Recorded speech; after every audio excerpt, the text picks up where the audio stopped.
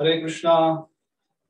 அனைவரையும் வரவேற்கிறோம். இஸ்கான் சேலம் சார்பில் ஒவ்வொரு வெள்ளிக்கிழமை கிருஷ்ணர் புருஷோத்தமராகிய முழுமுதற் கடவுள் அப்படிங்கிற புத்தகத்திலிருந்து ஒவ்வொரு கதையா பார்த்துட்டு இருக்கோம். ஸ்ரீமத் பாகவதம் 10வது காண்டத்தின் சுருக்கம். ஸ்ரீல பிரபுபாதர் தெய்வ திரு ஆசா பக்தி வேதாந்த சுவாமி ஸ்ரீல பிரபுபாதர், ஸ்தாபக ஆச்சாரியர், international society for Krishna consciousness ISKCON அல்லது அகில உலக கிருஷ்ண பக்தி இயக்கத்தின் ஸ்தாபக ஆச்சாரியர் கருணையோடு நமக்கு இந்த புத்தகத்தை வழங்கி இருக்கார். ஒவ்வொரு வாரமும் ஒவ்வொரு கிருஷ்ணருடைய கதையை நம்ம பார்த்துட்டு இருக்கோம். இந்த வாரம் தொடர்ந்து நம்ம 28வது கதை, வருணன் பிடியிலிருந்து நந்த மகாராஜாவை விடுவித்தல். So we're going to see this chapter. So ஒவ்வொரு அத்தியாயம் பார்த்துக்கிட்டு அதுல இருந்து இருக்கிற முக்கியமான கருத்துக்கள், முக்கியமான இன்ஸ்ட்ரக்ஷன்ஸ் நம்ம டிஸ்கஸ் பண்ணிட்டு இருக்கோம் ஒவ்வொரு வாரமும். ஸோ இந்த வாரம் என்ன பார்க்கலாம்னா, உண்மையான நித்யானந்தான்னா யார், அல்லது போலி நித்யானந்தா, உண்மையான நித்யானந்தா. ஸோ இதுக்கும் இந்த தலைப்புக்கும் என்ன சம்பந்தம் எல்லாத்தையும் பார்க்கலாம். ஸோ இன்றைய விஷயங்களை புரிந்து கொள்றதுக்கு முன்னால குருவுக்கும் கிருஷ்ணருக்கும் நம்மளுடைய வந்தனைகளை தெரிவிச்சு நம்மளுடைய நிகழ்ச்சியை ஆரம்பிக்கலாம். ஹரே கிருஷ்ணா. ஓம் நமோ பகவதே வாசுதேவாய. ஓம் நமோ பகவதே வாசுதேவாய. ஓம் நமோ பகவதே வாசுதேவாய. ஓம் அஜ்ஞானதிமிராந்தஸ்ய ஞானாஞ்சனசலாகய சக்ஷுருன்மீலிதம் येन तस्मै श्री गुरवे नमः. मूकं करोति वाचालं भङ्गं लङ्घयते गिरिमत्कृपातम् अहं वन्दे श्रीगुरुं दीनतारिणं. नमो विष्णुपादाय कृष्णप्रेष्ठाय भूतले श्रीमते भक्तिविकासस्वामिति नामिने. नमो विष्णुपादाय कृष्णप्रेष्ठाय भूतले श्रीमते भक्तिवेदान्तस्वामिति नामिने. नमस्ते सारस्वते देवे गौरवाणी प्रचारिणे निर्विशेष शून्यवादी पाश्चात्यदेशधारिणे. श्री कृष्ण चैतन्य प्रभु नित्यानंद श्री अद्वैत गदाधर श्रीवासादि गौर भक्त वृंदा. हरे कृष्णा कृष्ण कृष्ण हरे हरे, हरे राम राम राम हरे हरे.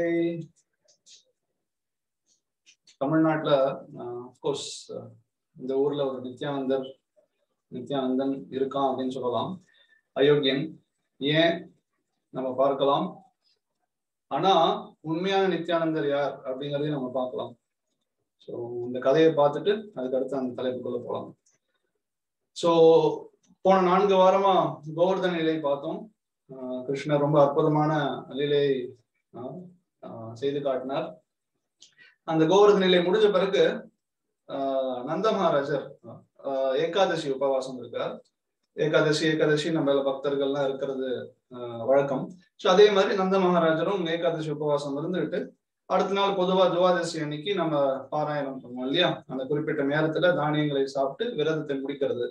ஸோ அந்த நேரமானது என்ன ஆயிடுச்சு, ரொம்ப சீக்கிரமா வந்துருச்சு. ஸோ அதனால அந்த திதியானது சீக்கிரமா வந்ததுனால நந்த மகாராஜர் அப்கோர்ஸ் சாப்பிட்றதுக்கு மேல குளிக்கணும் இல்லையா. ஸோ அதனால அங்க குளிக்கிறதுக்காக சென்றிருந்தார். ஸோ குளிக்கிறதுக்காக யமுனைக்கு சென்ற பொழுது வருண பகவானின் சேவகர்கள் அவரை கைது செய்திடுறாங்க. அதாவது அது சூரிய உதயத்துக்கு முன்னால, பொதுவா சாஸ்திரத்துல என்ன குறிப்பிடப்பட்டிருக்கு அப்படின்னா, சூரிய உதயத்துக்கு முன்னால அந்த மாதிரி புனித நதிகள்ல குளிக்க கூடாது, அது தவறானது அப்படின்னு சொல்லப்பட்டிருக்கு. ஸோ அதனுடைய கோட்பாடை மனசுல வச்சுக்கிட்டு வருண பகவான் தான் எல்லா நதிகள், எல்லா விதமான நீர் நிரம்புகளுக்கு எல்லாத்துக்கும் அவர் தான் அதிபதி. All kinds of water bodies. அது மட்டும் இல்லாம அதுல இருக்கிற எல்லா விதமான பொக்கிஷங்களுக்கும் அவர் தான் அதிபதி. ஸோ இப்போ அவருடைய சேவகர்கள் நிறைய பேர் இருக்காங்க. ஸோ அதுல ஒருத்தர் நந்த மகாராஜர் கிருஷ்ணருடைய அப்பா கைது செய்திடுறாங்க. நீங்க தவறான நேரத்துல குளிச்சது சாஸ்திரத்தின் பிரகாரம் குற்றம். ஸோ அதனால உங்களை நாங்கள் கைது செய்துட்டு என்ன பண்றாங்க, அவங்க வருணலோகத்துக்கு, அதாவது அந்த நதிக்குள்ள இருக்கிற வருணலோகத்துக்கு கூட்டிட்டு போயிடுறாங்க. இப்போ நந்த மகாராஜர் கூட அவருடைய சகாக்கள்லாம் வந்திருந்தாங்க. ஸோ நந்த மகாராஜர் வெளில வராத கவனிச்ச உடனே நந்த மகாராஜருக்கு என்ன ஆயிடுச்சோ அப்படின்னு தெரியாம கிருஷ்ணா பலராமா அப்படின்னு சொல்லி சத்தம் போட்டு பகவான் அழைச்சாங்க. ஸோ கிருஷ்ண பலராமர் சத்தம் போட்டு கூப்பிட்ட உடனே அவங்களுக்கு புரிஞ்சிருச்சு கிருஷ்ண பலராமருக்கு என்ன நடந்திருக்கும் அப்படின்னு சொல்லி. ஸோ நேரம் அவங்களும் அதான் பின்னால் அந்த படத்துல பாக்குறீங்க இந்த பக்கம். ஸோ இது வந்து நதிக்குள்ள, ஸோ வருண லோகத்துக்கே வந்து கிருஷ்ணரும் பலராமரும் போயிடுறாங்க. ஸோ பார்க்கலாம் ரெண்டு பக்கம் கிருஷ்ணர் பலராமர் ரெண்டு பேரும் நதிக்குள்ள போயிருக்காங்க. ஸோ நந்த மகாராஜரை வந்து ஆக்சுவலா நந்த மகாராஜர் உட்கார்ந்துட்டு இருக்காரு. என்ன அப்படின்னா வருணனுடைய சீடர்கள் அதாவது சேவகர்கள் வந்து கைது செய்து நந்த மகாராஜரை கூட்டிட்டு போன பிறகு அவருடைய சபைக்கு அல்லது கோர்ட் போன பிறகு வருண பகவான் புரிஞ்சுக்கிறார், இவர் வந்து சாதாரண நபர் கிடையாது, இவர் உண்மையிலேயே வந்து மிக உயர்ந்த பக்தர், கிருஷ்ணருடைய தந்தை. ஸோ அவரை வந்து நீங்க முட்டாள்தனமா கைது செய்துட்டு வந்திருக்கீங்களே, உண்மையிலேயே சாஸ்திரத்தை அவர் மீறவும் கிடையாது. ஏன்னா அந்த துவாதசி அன்னைக்கு குறிப்பா சீக்கிரமா வந்ததுனால குளிக்கிறது தவறு கிடையாது. இந்த மாதிரி சூழ்நிலைகள் பொதுவான சூழ்நிலையில குளிக்கிறது தப்பு, ஆனா இந்த மாதிரி சூழ்நிலையில குளிக்கலாம், தப்பு கிடையாது. இதை புரிஞ்சுக்காம முட்டாள்தனமா நீங்க கைது செய்து வந்துட்டீங்களே சொல்லி இனிமே வந்ததை வந்து வீடு தேடி கூட்டு வந்ததுனால அவரை வந்து அவருடைய ஆசனத்திலேயே உட்கார வச்சு அவருக்கு உபசரிக்கிறார். எல்லா விதமான கைங்கறிகளையுமே வந்து வருண பகவானே நந்த மகாராஜருக்கு செய்யறார். ஸோ இப்போ கிருஷ்ண பலராமன் தேடி வந்த உடனே வருண பகவான் கிருஷ்ண பகவானுக்கும் பலராமருக்கும் தன்னுடைய வந்தனைகளை தெரிவிச்சு, தாராளமா உங்களுடைய அப்பாவை நீங்க கூட்டிட்டு போலாம், நான் மன்னிப்பு கேட்கிறேன், என்னுடைய சேவகர்கள் சார்புல முட்டாள்தனமா அவங்க வந்து தவறு செய்துட்டாங்க அப்படின்னு சொல்லி பகவான் எல்லா பக்தர்களையும் காப்பதற்காக உறுதி எடுத்திருக்காரு இல்லையா. ஸோ ஆப்வியஸ்லி சொந்த தந்தை. ஸோ உடனே வந்து அவங்க கிருஷ்ணா பலராமா அப்படின்னு கூப்பிட்ட உடனே போயிட்டு நந்த மகாராஜரை காப்பாற்றுறதுக்காக போயிருக்கார். ஸோ உடனே வருணன் தன்னுடைய பிரார்த்தனைகளை தெரிவிக்கிறார். பல விதமான பிரார்த்தனைகள். நீரே முழுமுதற் கடவுள், நாங்கள்லாம் உங்களுடைய சேவகர்கள், எங்களுடைய சக்திகள்லாம் உங்களாலே அளிக்கப்பட்டது, நீங்க முக்குணங்களுக்கும் அப்பாற்பட்டவர், யூ ஆர் தி வொர்ஷிப்பபிள் ஆப்ஜெக்ட், எல்லாராலையும் பூஜிக்கப்படுற ஒரு நபர் நீங்க. ஸோ தயவு செய்து எங்களை மன்னிச்சிருங்க, தவறு செய்துட்டோம் எங்களுடைய அறியாமையில, என்னுடைய முட்டாள் சீடர்கள் முட்டாள் சேவகர்கள் இந்த தவறை செய்துட்டாங்க. ஆனா உங்களுடைய பக்தர்கள் எப்பவுமே உங்களுடைய கட்டுப்பாட்டு கீழே இருக்கும் பொழுது இந்த மாதிரி சம்பவங்கள் ஏன் நடந்தது யோசிச்சு பார்த்தா, ஒருவேளை நீங்க எனக்கு தரிசனத்தை கொடுக்கறதுக்காக தான் இந்த லீலையை செய்திருப்பீங்க அப்படிங்கறத நான் நினைக்கிறேன் அப்படின்னு சொல்லி பிரார்த்தனை செய்யறார். உண்மையிலே அதுதான் உண்மை. கிருஷ்ணரும் பலராமரும் வருண பகவானுக்கு காட்சி கொடுக்கணும் விருப்பப்பட்டாங்க, அது இது மூலமாக செய்தாங்க அப்படிங்கறத நம்ம வந்து புரிஞ்சுக்கணும். ஏன்னா கிருஷ்ணனுடைய பக்தர்கள் யாராலையுமே வந்து தொட முடியாது, எந்த அசுரனாலையும் எதுவும் செய்ய முடியல அப்படிங்கிறத ஒவ்வொரு வாரமும் பார்த்துட்டு இருக்கோம். ஸோ இந்த இந்திரன் 4 வாரமா பார்த்தோம். ஸோ இந்திரனாலையும் ஒன்றும் செய்ய முடியாது, வருணனாலையும் செய்ய முடியாது, பட் அது தெரியும். ஸோ கிருஷ்ணருடைய ஏற்பாடு இது. ஸோ இது மூலமாக கிருஷ்ணரும் பலராமரும் வருண பகவானுக்கு காட்சி கொடுக்கணும் அப்படின்ட்டு விருப்பப்பட்டாங்க. அதுதான் வந்து பூர்த்தி செய்தார், அவங்களுடைய ஆசையை எப்படி பூர்த்தி செய்திருக்காங்க. ஸோ இப்போ கிருஷ்ணரையும் பலராமரையும் வருணன் வந்து வழிபாடு செய்யறார். வழிபாடு செய்து பிரார்த்தனைகளை செலுத்தி எல்லாரும் பூஜிக்கிறாங்க. ஸோ இதெல்லாம் நந்த மகாராஜர் பார்த்துக்கிட்டு வியப்படைகிறார். என்னுடைய பசங்க வந்தவொடனே இப்படி பூஜை புனஸ்காரங்களை, இவ்வளவு பெரிய மாளிகை, இவ்வளவு பெரிய இடம், இவ்வளவு பெரிய தேவர்கள், இவங்கெல்லாம் வந்து என்னுடைய பசங்களுக்கு பூஜிக்கிறாங்களே சொல்லி, எப்பவுமே தெரியும் இல்லையா, பகவான் ஒரு ரொம்ப அற்புதமான ஒரு காரியத்தை செய்யும் பொழுது ஒரு க்ஷணம் அவங்களுக்கு இவர் விஷ்ணுடைய அம்சமா அப்படிங்கிற மாதிரி ஒரு க்ஷணம் ஏதாவது ஒரு எண்ணம் வரலாம். உண்மையிலேயே அவங்களுக்கு இருக்கிற வாத்சல்ய பிரேமை, கிருஷ்ணர் பலராமர் என்னுடைய பசங்க அப்படிங்கிற ஒரு பிரேமை இருக்கிறதுனால பிரஜவாசிகள் பிருந்தாவனத்தில் இருக்கிற எந்த பக்தர்களுக்கும் கிருஷ்ணர் ஒருவேளை முழுமுதற் கடவுள் அப்படிங்கிற மாதிரி ஏதாவது பார்த்தா கூட, ஏதாவது செயல பார்த்தா கூட உண்மையிலேயே அவங்களால முழுமையை ஏத்துக்க முடியாது. ஏன்னா அவங்களுக்கு அந்த அளவுக்கு கிருஷ்ணர் மேல அன்பு இருக்கிறதுனால கிருஷ்ணரை வந்து அவங்க என்னுடைய பையனா, என்னுடைய கணவனா, என்னுடைய நண்பனா தான் பாவிக்கிறாங்களே தவிர பகவான் அப்படிங்கிற ஒரு, அதை நம்ம பல வாரம் நம்ம பார்த்திருக்கோம். பிரஜவாசிகள் பிருந்தாவன வாசிகளுடைய பக்தி வழிமுறை என்ன அப்படிங்கிறத இதுக்கு முன்னால பல வாரங்கள்ல நம்ம பார்த்திருக்கோம். இப்போ கிருஷ்ண பலராமர் நந்த மகாராஜரை மீட்டுட்டு வெளில வந்துடுறாங்க. வெளில வந்துட்டு தன்னுடைய எல்லா சகாக்கள் அங்க காத்துட்டு இருக்காங்க, நந்த மகாராஜருடைய நண்பர்கள்லாம் காத்துட்டு இருக்காங்க. ஸோ அவங்க கூட வந்து கொண்டு போய் சேர்த்துறார். ஸோ உடனே எல்லாரும் சேர்ந்து கிருஷ்ணரை புகழ்ந்து பாராட்டுறாங்க. இப்போ நந்த மகாராஜர் வந்து என்ன நடந்தது அப்படிங்கிறத சொல்றார். ஸோ சொன்ன பிறகு எல்லாருக்குள்ளயும் ஏற்கனவே சொன்ன மாதிரி ஒரு சின்ன ஒரு க்ஷணம் அந்த அந்த எண்ணம் கிருஷ்ண பலராமர் ஒருவேளை பகவானோ அப்படின்னு சொல்லி ஒரு க்ஷணம். ஆனாலும் அவங்களுக்கு அதுக்கு மேல வந்து நீடிக்காது. ஏன்னா அவங்களுக்கு இருக்கிற அந்த உயர்ந்த பக்தியின் காரணத்தினால. சோ அந்த க்ஷணம் அவங்க என்ன யோசிக்கிறாங்க, ஓ நம்ம கூட இவ்வளோ உயர்ந்த நபர் முழுமுதல் கடவுள் நம்ம கூட இருக்காரு, அப்போ நம்மளுடைய கதி நம்ம மரணத்துக்கு பிறகு எங்க போவோம் அப்படிங்கிற அளவுக்கு அவங்க எல்லாம் வந்து எல்லாம் பேசும்பொழுது பகவான் அதை புரிஞ்சுக்கிறார். ஓ இவங்களுடைய இலக்கு என்னவா இருக்கும் அப்படின்னு யோசிக்கிறாங்க. சரி, நான் அவங்களுக்கு எல்லா படைப்பையும் அவங்களுக்கு நான் காட்டி இறுதியில அவங்க வைகுண்டத்துக்கு போறாங்க அப்படிங்கிறதையும் அவங்களுக்கு நான் நிச்சயம் செய்யறேன், அவங்களுக்கு புரிய வைக்கிறேன் அப்படின்னு சொல்லி எல்லா லோகங்களையும் கிருஷ்ணர் வந்து காட்டுறார் அவங்களுக்கு. ஒரு 4-5 அத்தியாயத்துக்கு பிறகு அதுக்கு பிறகு அக்ரூரர் வருவார் இல்லையா, கம்சனுடைய கட்டளைக்கு இணங்கி அக்ரூரர் கிருஷ்ண பலராமரை மதுரைக்கு கூட்டிட்டு போறதுக்காக வரும்பொழுது அக்ரூரர் தூய பக்தர், பகவானுடைய தூய பக்தர். சோ அவருக்கும் கிருஷ்ணருடைய மகிமையை வந்து ஒரு குளத்துல வந்து காட்டுவார்கள். அதே குளத்துக்கு இப்போ நந்த மகாராஜரையும் அவருடைய சகாக்களையும் கூட்டிட்டு போயிட்டு அந்த தண்ணிக்குள்ள எல்லா லோகங்களையும் வந்து கிருஷ்ணர் அவங்களுக்கு எல்லாத்தையும் எல்லா ஆன்மீக லோகங்கள், பௌதிக லோகங்கள், எல்லா லோகங்களையும் அவங்களுக்கு காட்டி இறுதியில உங்களுடைய இலக்கு வந்து வைகுண்டம், வைகுண்டத்துக்கும் மேல இருக்கிற கோலோகம், அதுதான் நீங்க அடைய போறீங்க அப்படிங்கிறத வந்து எல்லாருக்கும் தெரிவிக்கிறார். தெரிவிச்ச உடனே எல்லாரும் மகிழ்ச்சியா அதை புரிஞ்சுக்கிட்டு கிருஷ்ண பலராமர் பூஜிக்கிறாங்க. சோ இந்த அத்தியாயமுடைய சுருக்கம் இது. இப்போ ஒரு சின்ன ஸ்கிரீன் நான் ஷேர் பண்றேன். இப்போ நம்ம கிட்ட India map, Asia map, world மேப்லாம் இருக்கு இல்லையா.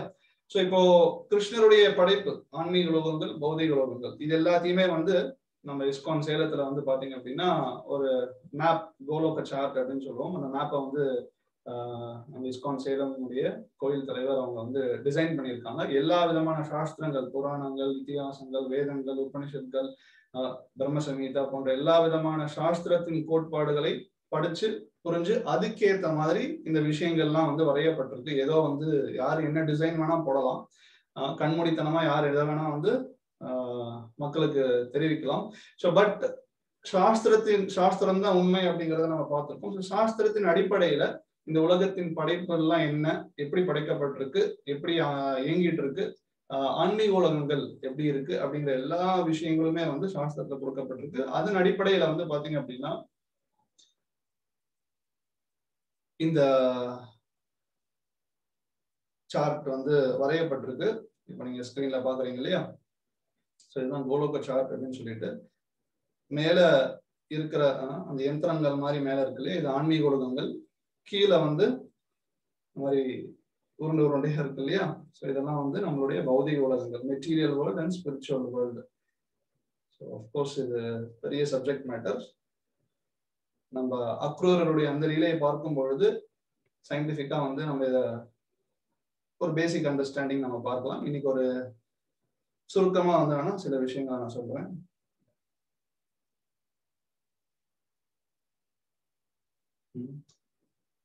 ஒரு பெரிய ஒரு ஜூ இல்ல வேற எதுக்காவது போகும்பொழுது இன்னும் 50 ஏக்கர் 100 ஏக்கர் 500 ஏக்கர் பரப்பளவுல ஏதாவது ஒரு அம்யூஸ்மெண்ட் பார்க்ல ஒரு கண்காட்சிக்கு போகும்பொழுது ஒரு மேப் வச்சிருப்பாங்க, யூ ஆர் ஹியர் அப்படிங்கிற மாதிரி.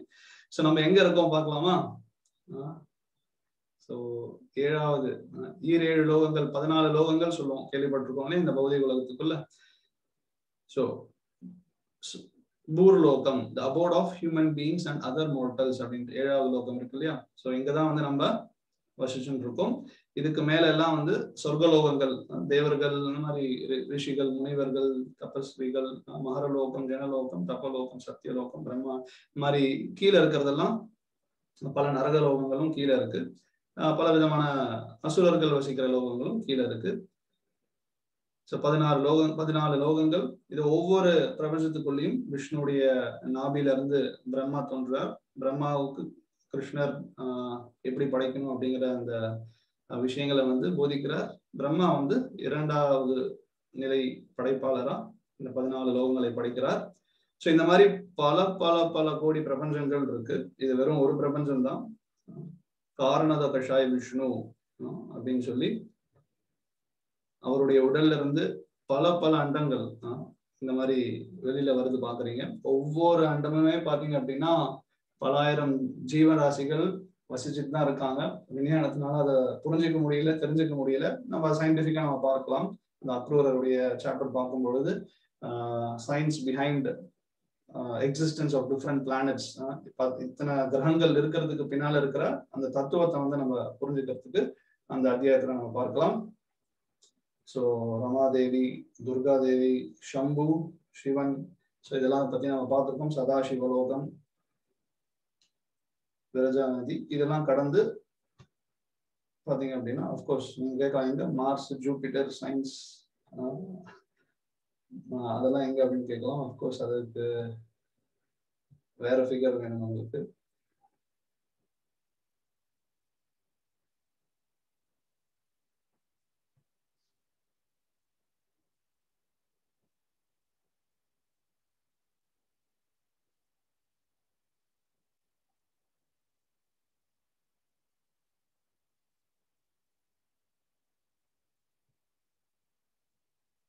ஸோ இந்த கிராஸ் செக்ஷன் பார்க்கலாம்.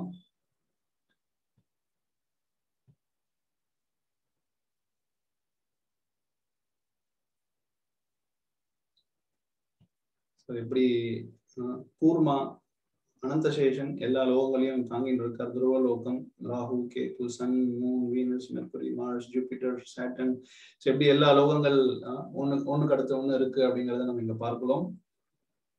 So it's a big science. இது எல்லாமே வந்து நான் ஏற்கனவே சொன்ன மாதிரி சாஸ்திரத்தின் அடிப்படையில இருந்து எல்லாத்தையும் இது எல்லாமே பாத்தீங்க அப்படின்னா எந்த சாஸ்திரத்துல இருந்து எங்க சொல்லப்பட்டிருக்கு அப்படிங்கிறத மேற்கோள் காட்டப்பட்டிருக்கு. ஏற்கனவே சொன்ன மாதிரி யார் எதை வேணா வந்து வரையலாம், ஆனா எது விஞ்ஞான ரீதியானது. So what is the science? What is the source of real knowledge? குரு, சாது, சாஸ்திரம் அப்படிங்கிற பல வகுப்புகள்ல பார்த்துருக்கோம். ஸோ அதனால சாஸ்திரத்தின் கோட்பாடுகளையும் நம்ம வந்து மேற்கோள் காட்டியிருக்கோம். ஸோ வைகுண்டம் அப்படின்னு சொல்றோம் இல்லையா, பெருமாள் நித்தியம் வசிக்கிற இடம். ஸோ ஒவ்வொரு அவதாரத்துக்கும் ஒவ்வொரு லோகங்கள் இருக்கு. ஸோ விஷ்ணு இருக்கிற லோகம் தான் வைகுண்டம், மகாவிஷ்ணு. அப்புறம் ராமர் இருக்கிறது அயோத்தியை, அப்புறம் துவாரகா, ஜெகநாத், பூரி, மதுரா, எல்லாத்துக்கும் மேல கோலோக பிருந்தாவனம், கிருஷ்ணர் நித்தியமா லீலைகள் செய்யக்கூடிய இடம் இது.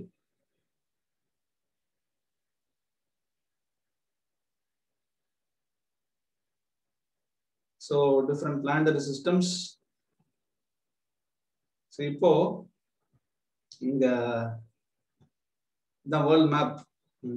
ஸோ நம்ம தான் இந்த உலகத்துல வந்து பல கோடி ஜென்மம் எடுத்து எடுத்து எடுத்து எடுத்து பல டிஃப்ரெண்ட் பிளானட்டரி சிஸ்டம்ஸ், ஒவ்வொரு கிரகங்களா, ஒவ்வொரு ஜென்மத்திலையும் ஒவ்வொரு கிரகங்களா, ஒவ்வொரு ஜீவனா, ஒவ்வொரு ஜந்துவா வந்து பிறந்து பிறந்து பிறந்து பல கோடி ஜென்மம் எடுத்து கஷ்டப்பட்டு இருக்கோம் இந்த உலகத்துல. ஸோ இங்க இருந்து நம்ம பகவானோட லோகத்துக்கு போகணும். ஸோ அந்த ஜிபிஎஸ் ரூட் இங்க இருக்கு பாருங்க, வைகுண்டத்துக்கு போறதுக்கு மேப் இது. ஸோ இங்க இருக்கு தெரியுதுங்களா உங்களுக்கு? ஹரே கிருஷ்ணா ஹரே கிருஷ்ணா கிருஷ்ண கிருஷ்ணா ஹரே ஹரே, ஹரே ராம ராம ராம ஹரே ஹரே. இது அப்படியே வந்து நம்ம சொல்லிக்கிட்டே இருந்தோம் அப்படின்னா இந்த மேப் அப்படியே நம்ம எங்க கூட்டு போறது பாருங்க.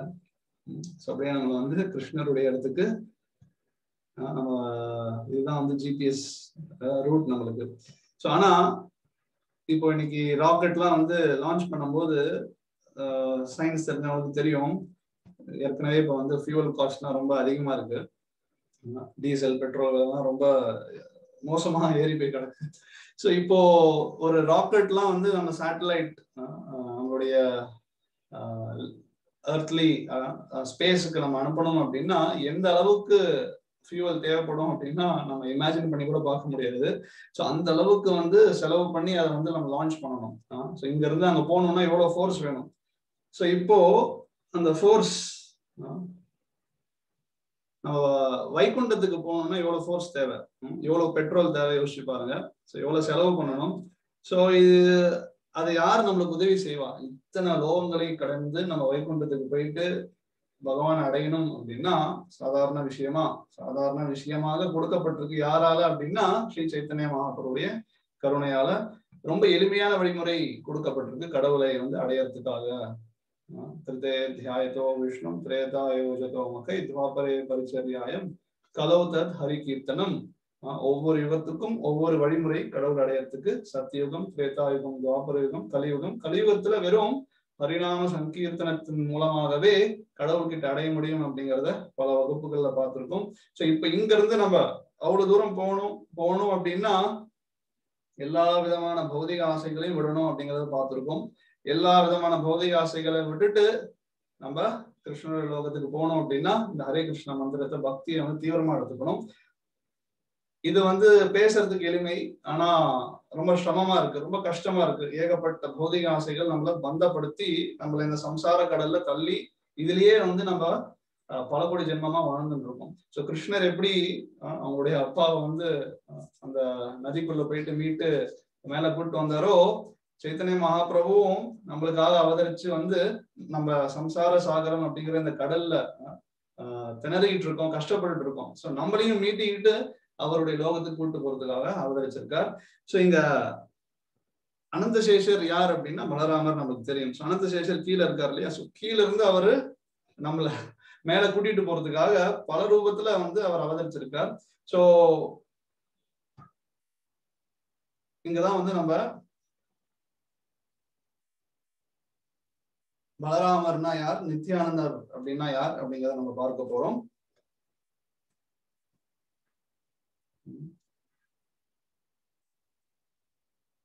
சோ நித்யானந்தா பொதுவா குறிப்பா தமிழ்நாட்டுல, ஆனா இப்போ அவர் வேர்ல்ட் ஃபேமஸா இருக்கலாம், அந்த போலி நித்யானந்தன், பரமஹம்சா அப்படின்ட்டு தன்னையே அழைச்சுக்கிட்டு ஊரை ஏமாத்திட்டு இருக்கிற நித்யானந்தன்.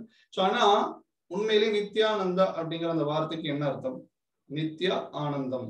நித்தியம் அப்படின்னா நித்தியமானது, தற்காலிகம் கிடையாது, நிரந்தரமானது அப்படின்னு சொல்லலாம். சோ நித்தியம், ஆனந்தம், சந்தோஷம். சோ இட்டர்னல் ஹாப்பினஸ், நித்தியமான சந்தோஷம். ஸ்ரீல பிரபுபாதர் சில சமயம் ஜாலி அப்படிங்கிற வார்த்தையை பயன்படுத்துவார். Krishna consciousness is jolly. Krishna உணர்வு அப்படிங்கிறது மிக மகிழ்ச்சியாக பயிற்சி செய்யப்படுது அப்படின்னு சொல்லுவார் உபன்யாசத்துல. டிவோட்டிஸ் ஆர் ஆல்வேஸ் ஜாலி அப்படின்னு சில பிரபுபாதர் சொல்லுவார். சோ உண்மையிலேயே சுசுகம் கர்த்தும் அவ்வியம் ராஜவித்யா ராஜகுஹ்யம் பவித்ரம் இதமுத்தமம் பிரத்யக்ஷாவகமம் தர்மியம் சுசுகம் கர்த்தும் அவ்வியம். கீதையிலையும் கிருஷ்ணர் தான் சொல்றார். இந்த பக்தியானது சுசுகம், சுகம் மட்டும் கிடையாது, சுசுகம், மிகவும் மகிழ்ச்சியாக பயிற்சி செய்யப்படுது அப்படின்னு கீதை கிருஷ்ணன் சொல்றார். சோ நித்தியானந்தம் அப்படின்னா நித்தியமான சந்தோஷம். எல்லாருமே இதைதான் தேடிட்டு இருக்கோம். என்னுடைய சந்தோஷத்துல எந்த விதமான தடையும் இல்லாம எப்பவும் அதிகரிச்சுக்கிட்டே இருக்கணும் அப்படின்னு சொல்லிதான் நம்ம எதிர்பார்க்கிறோம். சோ ஆனா இந்த பௌதிக உலகத்துல அது நம்மளுக்கு கிடைக்காது. ஏன்? நம்மளுக்கு பல வகுப்புகள்ல நம்ம பார்த்துட்டு இருக்கோம். இது என்ன, நம்ம வாழ்ந்துட்டு இருக்கிற இடம் என்னது, ஜெயில் அப்படின்னு பார்த்துருக்கோம். எதுக்காக நம்ம இங்க வந்திருக்கோம் அப்படிங்கிற விஷயங்களையும் நம்ம பல வகுப்புகளை பார்த்துட்டு வந்துட்டு இருக்கோம். இப்போ நித்யானந்தா, ரெண்டு விஷயம் இருக்கு மொத்தம். இப்போ ஒண்ணு நித்யானந்தா, இன்னொன்னு மித்யானந்தா. மித்யானந்தான்னா என்ன? ஒண்ணு எண்ணுல ஸ்டார்ட் ஆகுது, ஒன்னு எம். மித்யானந்தா, மித்யா அப்படின்னா பௌதிக இன்பங்கள். மித்யானந்தம் அப்படின்னா உடல் சார்ந்த சந்தோஷங்கள். சோ நித்யானந்தம் அப்படின்னா இட்டர்னல் ஹாப்பினஸ், நித்தியமான சந்தோஷம். நித்யானந்த அப்படின்னா உடல் சார்ந்த சந்தோஷங்கள். இப்போ கிருஷ்ண சைத்தன்யா, ஸ்ரீ கிருஷ்ண சைத்தன்யம், கிருஷ்ண கான்சியஸ்னஸ் அப்படின்னு சொல்லுவோம், கிருஷ்ண சைத்தன்யம் அப்படின்னு சொல்லுவோம். சோ சைத்தன்யா அப்படின்னா கான்சியஸ்னஸ். சோ தெலுங்குல பாத்தீங்க அப்படின்னா கிருஷ்ண கான்சியஸ்னஸ், கிருஷ்ண சைத்தன்யம் அப்படின்னு சொல்லுவாங்க. சோ கிருஷ்ண சைத்தன்யா அப்படிங்கிறது நமக்கு தெரியும் யார் அப்படிங்கிறது. சோ கிருஷ்ணரே சாட்சாத் கிருஷ்ண சைத்தன்யரா அவதரிக்கிறார். சோ அவதாரம் பேசிக்கலி யாரு நித்யானந்தர், யாரு கிருஷ்ண சைத்தன்யர், அதை நம்ம பார்க்க போறோம். பகவான் ஒவ்வொரு தடவையும் அவதரிக்கும் பொழுது அவருடைய சகாக்களையும் கூட்டிட்டு வர்றார். எப்படி கிருஷ்ணர் 5000 வருஷத்துக்கு முன்னால மதுரா பிருந்தாவனத்துல அவதரிக்கும் பொழுது வைகுண்டத்துல இருந்து தன்னுடைய அப்பா அம்மா நண்பர்கள் எல்லாரையும் கூட்டிட்டு வந்தாரோ, ஒவ்வொரு அவதாரம் எடுக்கும் பொழுதும் கிருஷ்ணர் ராமரா வரும் பொழுது பலராமர் லக்ஷ்மணனா வரார். பரத சத்ருக்னா, அதே யசோதா, அதே தேவகி எல்லாருமே கௌசல்யாவா பல விதமான அவதாரங்கள் எடுத்துக்கிட்டு வராங்க. சோ இப்போ கிருஷ்ணர் 500 வருஷத்துக்கு முன்னால ஸ்ரீ சைத்தன்ய மகாபிரபுவா மாயாப்பூர் அப்படிங்கிற இடத்துல அவதரிக்கிறார். மாயாப்பூர் அப்படிங்கிறது வெஸ்ட் பெங்கால், கல்கட்டால இருந்து 3 மணி நேரம். சோ நவத்வீப் அப்படின்னு சொல்லி ஒரு டிஸ்ட்ரிக்ட் இருக்கு, நதியா டிஸ்ட்ரிக்ட் அப்படின்னு இருக்கு. ஸோ அங்க வந்து மாயாப்பூர் அப்படிங்கிற இடத்துல கிருஷ்ணர் ஸ்ரீ சைத்தன்ய மகாபிரபுவா அவதரிக்கிறார். ஸோ ஸ்ரீ சைத்தன்ய அவர் யார் அப்படின்னு பாத்தீங்க அப்படின்னா 500 வருஷத்துக்கு முன்னால கிருஷ்ணரே அவருடைய பக்தரா, கிருஷ்ணருடைய பக்தராவே அவதரிக்கிறார். ஏன் அவதரிச்சார் அப்படிங்கிறதுக்கு 2 காரணங்கள், வெளிக்காரணம் உள்காரணம். வெளிக்காரணம் என்ன அப்படின்னா, நான் ஏற்கனவே சொன்னேன், கலியுகத்துக்கு கடவுளை அடைவதற்கு என்ன வழிமுறை அப்படின்னா இந்த ஹரிநாமம், இந்த ஹரே கிருஷ்ணா மகாமந்திரத்தை ஜபம் செய்வது அப்படிங்கிறது தான் கலியுகத்துல வழிமுறை கடவுளை அடைவதற்கு. சோ 2 விதத்துல இது செய்வது உண்டு. ஒண்ணு, நம்ம இந்த ஹரே கிருஷ்ணா மகாமந்திரத்தை ஹரே கிருஷ்ணா கிருஷ்ணா கிருஷ்ணா ஹரே ஹரே, ஹரே ராமா ராம ராமா ஹரே ஹரே அப்படின்னு சொல்லி நம்ம ஜபம் செய்யறது வழக்கம். இன்னொன்னு சங்கீர்த்தனம், பக்தர்கள்லாம் ஆடுறது பாடுறது, ஹரே கிருஷ்ணா மகாமந்திரத்தை சந்தோஷமா குதிச்சு ஆடி பாடுறதை நம்ம பார்த்திருக்கோம். சோ இது 2 வழிமுறையும் கலியுகத்துல கடவுள் அடைவதற்கான வழிமுறை. இதை சொல்லி கொடுக்கறதுக்காக ஸ்ரீ சைத்தன்ய மகாபிரபு அவதரிச்சார். கிருஷ்ணரே தன்னுடைய பக்தனா அவதரிக்கிறார். சோ இப்போ கிருஷ்ணர் வரும்பொழுது நான் ஏற்கனவே சொன்னேன், தன்னுடைய சகாக்கள், தன்னுடைய நண்பர்கள், அப்பா அம்மா எல்லாரையுமே வந்து கூட்டிட்டு வர்றார். அவங்க கூட பாத்தீங்க அப்படின்னா ஒவ்வொரு அவதாரம் எடுத்துட்டு வராங்க சைத்தன்ய மகாபிரபுவோட. சோ கிருஷ்ணர் சைத்தன்யரா வரும்பொழுது பலராமர், கிருஷ்ணருடைய அண்ணன், ராமருடைய லீலையில லக்ஷ்மணனா வரார் இல்லையா, தம்பியா வரார். சோ கிருஷ்ண லீலை அப்போ அவர் அண்ணனா வரார். இங்க நித்யானந்தரா வரார். ஸ்ரீ சைத்தன்ய 500 வருஷத்துக்கு முன்னால பலராமர் நித்யானந்தரா அவதரிக்கிறார். சோ உண்மையான நித்யானந்தர் யார் அப்படின்னா பலராமர். சோ அந்த பேரை வச்சுட்டு இருக்கிறவன் தான் இந்த போலி நித்யானந்தன். சோ நம்ம உண்மையிலேயே வந்து அவருக்கும் இவருக்கும் எந்த சம்பந்தமே கிடையாது. ஆனா துரதிருஷ்டவசமா வந்து ஏமாத்துறவங்க இந்த மாதிரி காரியங்கள்லாம் ஈடுபட்டு இருக்காங்க. சோ இப்போ நித்யானந்தரை பத்தி நம்ம பார்த்துட்டு இருக்கோம். அடுத்த வாரம் ஸ்ரீ சைத்தன்ய மகாபிரபு இந்த வழிமுறையை பற்றி கொஞ்சம் டீட்டெயிலா நம்ம பார்க்கலாம். சோ இப்போ கிருஷ்ண சைத்தன்யருடைய கருணை அடைந்தாதான் அந்த உண்மையான சந்தோஷம், நித்யானந்தம் அப்படின்னு சொல்றோம் இல்லையா, நித்தியமான சந்தோஷத்தை நம்ம வேணும்னு நினைக்கிறோம். அந்த சந்தோஷத்தை வேணும் அப்படின்னா சைத்தன்ய மகாபிரபு கிருஷ்ண சைத்தன்யருடைய தஞ்சத்தை நம்ம எடுத்துக்கணும். கிருஷ்ண சைத்தன்யருடைய தஞ்சம் நம்மளுக்கு வேணும் அப்படின்னா நித்யானந்தருடைய தஞ்சத்தை நம்ம எடுத்துக்கணும். நித்யானந்தருடைய தஞ்சம் நம்மளுக்கு வேணும் அப்படின்னா நித்யானந்தத்தை விட்டு தொலைக்கணும். இது பௌதிகமா தேடுறோம் இல்லையா சந்தோஷத்தை, அந்த தேடுறதை விட்டாதான் நித்யானந்தருடைய உண்மையான நித்யானந்தருடைய கருணை நம்மளுக்கு கிடைக்கும். அவருடைய கருணையை கிடைச்சாதான் ஸ்ரீ சைத்தன்ய மகாபிரபுடைய கருணையை கிடைச்சு நம்ம வைகுண்டத்துக்கு போறதுக்கு வழிவகுத்து கொடுப்பாங்க. சோ இது உண்மையான சத்தியானந்தம். இதை புரிஞ்சுக்கணும் அப்படிங்கறத நம்மளுடைய கருத்து. சோ நித்யானந்தரை பத்தி நம்ம பார்க்கலாம். பின்னால வந்து நான் அந்த படத்தை வச்சிருக்கேன். ஸ்ரீ கௌர்ணி தாய், நம்மளுடைய கோயிலுக்கு யாரெல்லாம் வராங்களோ இல்ல இஸ்கானுடைய பல கோயில்களுக்கு யாரெல்லாம் போறீங்களோ, சோ 2 விக்கிரகங்கள், ராதாகிருஷ்ணர் சில கோயில்கள்ல வழிபாடு, இஸ்கான் கோயில்கள்ல வழிபாடு செய்யறோம். சில கோயில்கள்ல சைத்தன்ய மகாபிரபுவும் நித்யானந்தரும் இப்படி கையை தூக்கிட்டு நிக்கிற கோலத்துல நம்ம வந்து வழிபாடு செய்துட்டு இருக்கோம். சோ ரைட் சைட்ல இருக்கிறது பாத்தீங்க அப்படின்னா ஸ்ரீ சைத்தன்யர், லெஃப்ட் சைட்ல இருக்கிறது நித்யானந்தர். நீங்க படத்துல பார்க்கும்பொழுது ரைட் சைட்ல ஸ்ரீ சைத்தன்ய மகாபிரபு, லெஃப்ட் சைட்ல நித்யானந்தர். கிருஷ்ணர் பலராமர், கிருஷ்ணருடைய அவதாரம் ஸ்ரீ சைத்தன்ய மகாபிரபு, பலராமருடைய அவதாரம் நித்யானந்த பிரபு. சோ இப்போ நித்யானந்தர் ஏன் எப்பவும் நித்திய ஆனந்தமா இருக்கார் அப்படின்னா எப்பவுமே அவர் கிருஷ்ணருக்கு சேவை செய்துகிட்டே இருக்கார். கிருஷ்ணருக்கு சேவை செய்வது அப்படிங்கிறது தான் ஜீவாத்மாவுக்கு உண்மையான சந்தோஷம், அதுதான் உண்மையான நிலை அப்படிங்கிறத பல வகுப்புகள்ல பார்த்திருக்கோம். சோ எப்போ ஜீவாத்மா கிருஷ்ணருக்கு நித்தியம் கைங்கரியம், நித்தியம் சேவை செய்துட்டு இருக்கோ அப்பதான் உண்மையிலேயே ஜீவேர சுரூபமே நித்திய கிருஷ்ணதாஸ். எப்போ அந்த கிருஷ்ணருடைய சேவையிலேயே எப்போ ஜீவாத்மா இருக்குதோ அப்பதான் உண்மையிலேயே சந்தோஷமா இருக்கும் இல்லையா. சோ கிருஷ்ணர் நம்ம எல்லாரையும் படைக்கும் பொழுது, எல்லா விதமான அவதாரங்களா விரிவடையும் பொழுது அவருடைய நோக்கம் எல்லாரும் மகிழ்ச்சியா சந்தோஷமா அவருடைய இன்பத்துக்காக அனைத்தையுமே விரிவுபடுத்துறார். சோ தன்னுடைய முதல் விரிவாக்கம் யார் அப்படின்னா கிருஷ்ணர் வந்து முதல்ல பலராமரா விரிவடையும் பொழுது அவருடைய முழு நோக்கம் கிருஷ்ணருக்கு அனைத்து விதத்துல சேவை பண்ணணும் அப்படிங்கறதுதான். கிருஷ்ணர் வந்து நடக்கணும்னு நினைக்கும் பொழுது பலராமர் தன்னுடைய கிருஷ்ணருடைய பாதுகையா மாறுறார். கிருஷ்ணர் உட்காரன்னு நினைக்கும் போது கிருஷ்ணருடைய சீட் ஆசனா மாறுறார். கிருஷ்ணருக்கு வந்து ரொம்ப சூடா இருக்கும் பொழுது அந்த சாமரமா வந்து பலராமரே மாறுறார். ஸோ இந்த மாதிரி அனைத்து அந்த விஷ்ணுவா வந்து சயனிச்சிட்டு இருக்கும் பொழுது அனந்தன் அந்த படுக்கையா, பெருமாளுக்கு படுக்கையா இருக்கிறதும் பலராமர் தான். சோ அனைத்து விதங்கள்லயுமே வந்து சேவை சேவை சேவை சேவை செய்வதுதான் பலராமர். சோ பலராமர் பாத்தீங்க அப்படின்னா அனைத்து ரசங்கள்லயுமே, அதாவது 5 விதமான ரசங்கள் நம்ம கேள்விப்பட்டிருக்கோம். சாந்த ரசம், தாசிய ரசம், சக்கிய ரசம், வாத்சல்ய ரசம், மாதுரிய ரசம். கிருஷ்ணனுக்கு நண்பனா இருந்து சேவை செய்வது, ஒரு பொருளா இருந்து வைகுண்டத்துல சேவை செய்வது, கிருஷ்ணருக்கு பெற்றோர் ஸ்தானத்துல இருந்து சேவை செய்யறது, கிருஷ்ணருக்கு ஒரு காதலனா இருந்து சேவை செய்வது, கிருஷ்ணருக்கு தாசனா இருந்து சேவை செய்வது, இந்த மாதிரி எல்லா விதமான ரசங்களையும் ஒவ்வொரு விதமான பக்தர்கள் இருக்காங்க. ஆனா பலராமர் மட்டும் எல்லா விதமான ரசங்களையுமே கிருஷ்ணருக்கு சேவை செய்யறார்.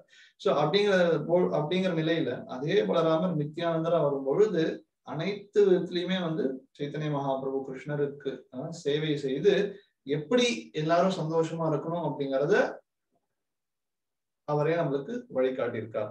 சோ பக்தி அப்படிங்கிறது பிரபுபாதர் டிவோஷனல் சர்வீஸ் அப்படின்னு சொல்லுவார். டிவோஷனல் சர்வீஸ் அப்படின்னா பக்தி தொண்டு. பக்தி அப்படிங்கிறது ஏதோ மன எழுச்சி கிடையாது. ஓகே, நான் வந்து கோயிலுக்கு போயிட்டு பிரார்த்தனை பண்ணணும், பூஜை பண்ணணும், நாம குங்குமம் எல்லாம் வச்சுக்கணும் அப்படிங்கிறது மட்டும் கிடையாது. பக்தி அப்படிங்கிறது நடைமுறையில பகவானுக்கும் எல்லாருக்கும் செய்யற தொண்டு.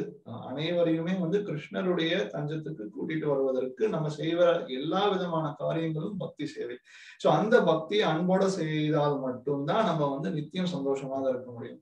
சோ அதை வந்து நம்மளுக்கு காட்டுறதுக்கு அவதரிச்சதுதான் நித்யானந்த பிரபு. சோ பலராமரை பத்தி நம்ம வரும் வகுப்புகள்ல ஏதாவது ஒரு வகுப்புகள்ல நம்ம பார்க்கலாம்.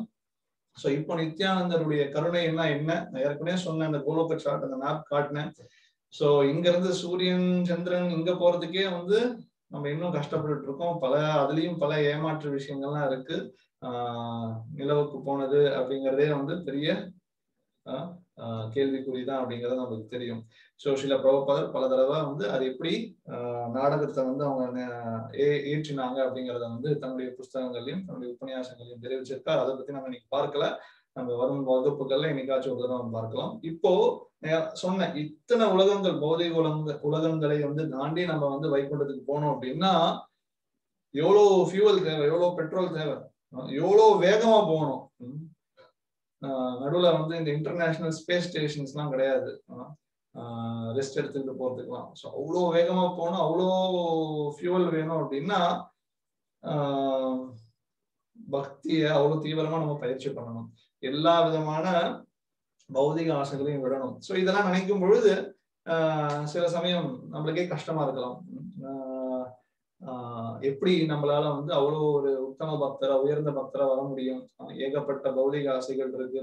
ஸோ ஆரம்பத்துல வரும்பொழுது நம்ம யாருக்கும் எந்த விதமான கட்டுப்பாடுகளையும் சொல்றது கிடையாது. நீங்க வாங்க, ஹரே கிருஷ்ணா மந்திரத்தை ஜபம் பண்ணுங்க, பகவானுடைய விஷயங்களை கேளுங்க, பிரசாதம் சாப்பிடுங்க. இந்த வழிமுறையே வந்து ரொம்ப ஆனந்தமான வழிமுறை அப்படிங்கிறத பல வகுப்புகளை சொல்லியிருக்கோம். டான்ஸ், சிங் அண்ட் டேக் பிரசாதம். நெய்ல சமைச்ச பிரசாதத்தை சாப்பிடுங்க, ஆடுங்க, பாடுங்க. சோ உண்மையிலே இந்த வழிமுறை ரொம்ப எளிமையானது, ரொம்ப மகிழ்ச்சிகரமானது. சோ அடுத்த வாரம் நம்ம பார்ப்போம் ராசலீலையுடைய இன்ட்ரோடக்ஷன். ராசலீலை, கிருஷ்ணர் கோபியர்களோட நடனம் ஆடுற அந்த அத்தியாயங்கள் அடுத்த வாரத்துல இருந்து ஆரம்பிக்கிறது. 4 அத்தியாயங்கள் அந்த விஷயங்களை பேச போகுது. சோ ஆன்மீக உலகத்துல நம்ம போயிட்டு என்ன பண்ண போறோம்? கிருஷ்ணர் கூட நடனம் ஆட போறோம். சோ இங்க இருந்து கிருஷ்ணருடைய இடத்துக்கு போகணும் அப்படின்னா என்ன பண்ணணும்? அதே நடனம் தான் இங்கேயும் ஆடணும். கோபியர்கள்லாம் கிடையாது, பக்தர்களோட. பிரபுஜி தனியா, மாதாஜி தனியா, ஆண்கள் பெண்கள் தனித்தனியா நடனம் ஆடிக்கலாம், தப்பு கிடையாது. சோ நடனம் ஆடுறது அப்படிங்கிறது தான் வழி, லட்சியமும் நடனம் ஆடுறது தான் நம்மளுடைய வழி. Dance is the means and the goal. நடனம் அப்படிங்கிறது தான் வழி மற்றும் லட்சியம். ஸோ இப்ப நடனம் ஆட போறோம், அங்க போயும் நடனம் ஆட போறோம், போகும்பொழுது நடனம் ஆடிக்கிட்டே கூட போகலாம். ஸோ சில சமயம் அசுரர்கள் வந்து பாத்தீங்க அப்படின்னா மரணம் பொழுது யமதூதர்களை பார்த்து மூத்திரம் கழியறது எல்லாம் வழக்கம். பயந்து வந்து நம்ம பார்த்திருக்கோம். மரணம் தருவாயில அவ்வளவு பயந்து இருப்பான். ஆனா பக்தர்கள் என்னைக்கு இந்த பக்தி தத்துவத்தை தெளிவா புரிஞ்சுக்கிறாங்களோ, நம்ம உடல் கிடையாது ஆத்மா, கிருஷ்ணரே முழு முதல் கடவுள், மனித வாழ்க்கையின் லட்சியம் வந்து மனசை கட்டுப்படுத்தி மனிதனா உண்மையான சந்தோஷத்தை எப்படி அடைவது அப்படிங்கிற அந்த விஞ்ஞானத்தை புரிஞ்சுக்கிட்டு எப்படி மனுஷனா சந்தோஷமா இருக்கிறது அப்படிங்கிறத நம்ம பயிற்சி பண்றது இந்த மனுஷ வாழ்க்கையின் லட்சியம். அதை எளிமையா நம்மளுக்கு பயிற்சி பண்றதுக்கு தான் இந்த ஹரே கிருஷ்ண மகா மந்திர உச்சாரணை. சோ இந்த ஆட்டம் பாட்டம் சொல்லிட்டு இருக்கேன் இல்லையா. சோ அடுத்த வாரம் அந்த ராச நடனம் அப்படிங்கிற தலைப்பும் பொழுது சைத்தன்ய மகாபிரபுடைய கருணையை பத்தி எல்லாம் நம்ம அடுத்த வாரம் பேசலாம். சோ இப்ப நித்யானந்த மகாபிரபுடைய கருணைன்னா என்ன அப்படின்னா, எப்படி ஸ்ரீ சைத்தன்ய மகாபிரபு இருக்கிறதுலே ரொம்ப வீழ்ச்சி அடைந்த ஆத்மாக்களை உயர்ந்த விதமான பக்தியை கொடுக்கறதுக்காக அவதரிச்சாரோ, ஒரு விதத்துல சொல்லணும்னா நித்யானந்த மகாபிரபு சைத்தன்ய மகாபிரபுவோட கருணை வாய்ந்தவர் அப்படின்னு சொல்லலாம். ஏன் அப்படின்னா, சைத்தன்ய மகாபிரபுடைய கருணையை எல்லாருக்கும் கொண்டு போய் சேர்க்கறதுக்கு காரணம் நித்யானந்த பிரபு தான். சோ என்ன பண்ணார் அப்படின்னா, குறிப்பா நித்யானந்த பிரபு மற்றும் ஹரிதாஸ் தாக்கூர்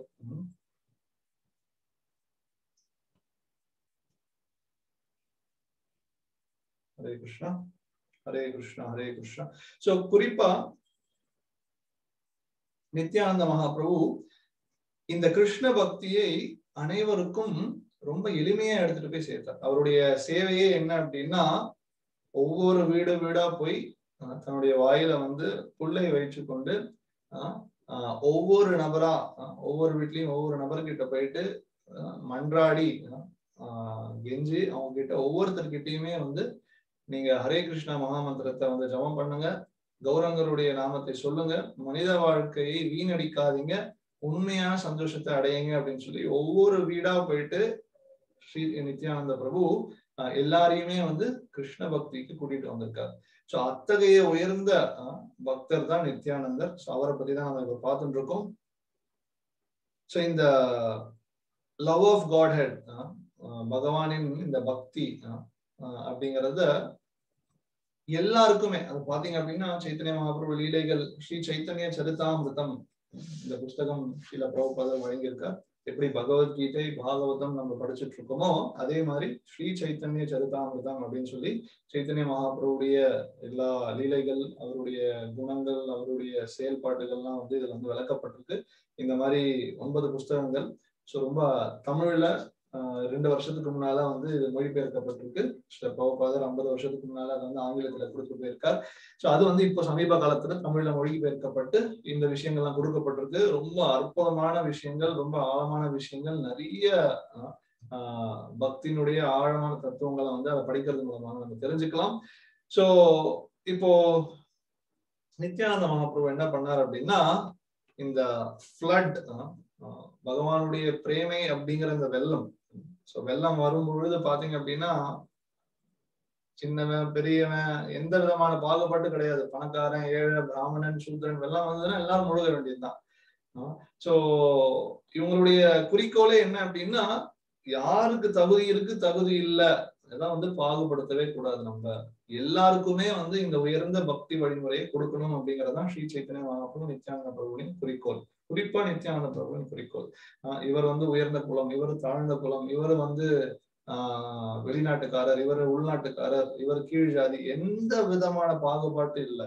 எல்லாருக்குமே இந்த விஷயங்களை எடுத்துட்டு போய் சேர்க்கணும்னு சொல்லி வீடு வீடா போயிட்டு சோ இன்னைக்கெல்லாம் பாத்தீங்க அப்படின்னா, எத்தனையோ இடங்கள்ல காவிரி தண்ணியை வீடு வீடா பைப் கனெக்ஷன் கொடுக்கறதுக்கு பல வருஷமா பல முயற்சிகள். காவிரி தண்ணி மட்டும் கிடையாது, வாட்டவர் ஊர்ல எந்த நதி இருந்தாலுமே அங்க இருந்து டைரக்டா நம்ம வீட்டுக்கு பைப் கனெக்ஷன் வந்ததுன்னா எவ்வளவு சந்தோஷம் நம்மளால இருக்கு. சோ அதே மாதிரி இந்த கிருஷ்ண பக்தி, கிருஷ்ண பிரேமை அப்படிங்கிற அந்த வெள்ளம், அந்த அந்த வெள்ளமானது என்ன சொல்றது, ஒரு டேம், ஒரு அணையில அது இருந்தது. அதை அந்த அணையில இருந்து ஒவ்வொரு வீட்டுக்கும் டைரக்டா கனெக்ஷன் கொடுத்தது நித்யானந்த பிரபு. வீடு வீடா போயிட்டு இந்த சங்கீர்த்தனை இயக்கத்தை எல்லாருக்கும் பரப்புனது ஸ்ரீ நித்யானந்த பிரபு. சோ மாயாப்பூர்ல பாத்தீங்க அப்படின்னா, வருடம் எல்லா வருடமும் வருவது கிடையாது. மழைக்காலம் முடியும் பொழுது பாத்தீங்கன்னா கங்கை கரை புரண்டு ஓடும். சில சமயம் பாத்தீங்க அப்படின்னா வெள்ளம் ஏற்படுவது வழக்கம். நம்முடைய கோயில் இஸ்கானுடைய தலைநகரம் மாயாப்பூர்ல தான் இருக்கு. பெரிய கோயில் அங்க கிருஷ்ணருக்காக கட்டப்பட்டிருக்கு.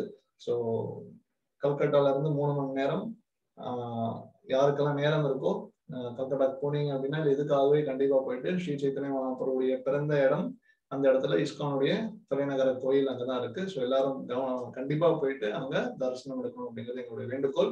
ஸோ எப்படி கங்கை அங்க வெள்ளம் எடுத்து வெள்ளம் எப்படி ஏற்படுதோ அதே இடத்துல இருந்து இந்த கிருஷ்ண பக்தி அப்படிங்கிற அந்த வெள்ளமானது உலகம் முழுக்க பரவும் அப்படின்னு சொல்லி சைத்தன்ய சரிதாமிர்தம் குறிப்பிடுது. சோ வெள்ளம் ஏற்பட்டது அப்படின்னா விவசாய நிலங்கள்ல தண்ணி பொங்குருச்சு அப்படின்னா அங்க ஏதாவது விதையை நம்ம விதைச்சிருந்தோம் அப்படின்னா எதுவுமே வந்து விளைவு கொடுக்காது இல்லையா. So none of the seeds will fructify because of the flood. So என்ன ஆகும், அதே மாதிரி இந்த கிருஷ்ண பிரேமை அப்படிங்கிற வெள்ளம் உலகத்தை வந்து அடையும், எல்லா இடத்துலயும் அடையும் பொழுது என்ன ஆகும், எல்லா ஜீவாத்மாக்களும் அதுல முழுகி ஒவ்வொருத்தருக்குள்ள இருக்கிற அந்த பௌதிக ஆசைகள் அப்படிங்கிற அந்த விதை எல்லாமே வந்து அழிக்கப்படும் அப்படிங்கறதுதான் சைத்தன்ய சரிதாமிர்தம் நம்ம குறிப்பிடுது. சோ அதனுடைய விளைப்பாடுதான் இன்னைக்கு எத்தனை தடவை வந்து ஆச்சரியப்படுறாங்க அமெரிக்கர்கள், ஐரோப்பியர்கள், ஆப்பிரிக்கா, கென்யா, ஆஸ்திரேலியா, உலகத்துல எல்லா விதமான இடங்கள்ல இருந்து இன்னைக்கு கிருஷ்ண பக்தியே வந்து தீவிரமா பயிற்சி பண்ணிட்டு இருக்காங்க இஸ்கான்ல வந்து அப்படின்னு சொல்லும் பொழுது எத்தனை பேர் வியப்படைஞ்சு பாக்குறாங்க. லண்டன்ல ரத யாத்திரை நடக்குது, ஆப்பிரிக்கா, நைஜீரியா, எல்லா பெரிய நகரங்கள்லயும் இன்னைக்கு இஸ்கான் இருக்கு.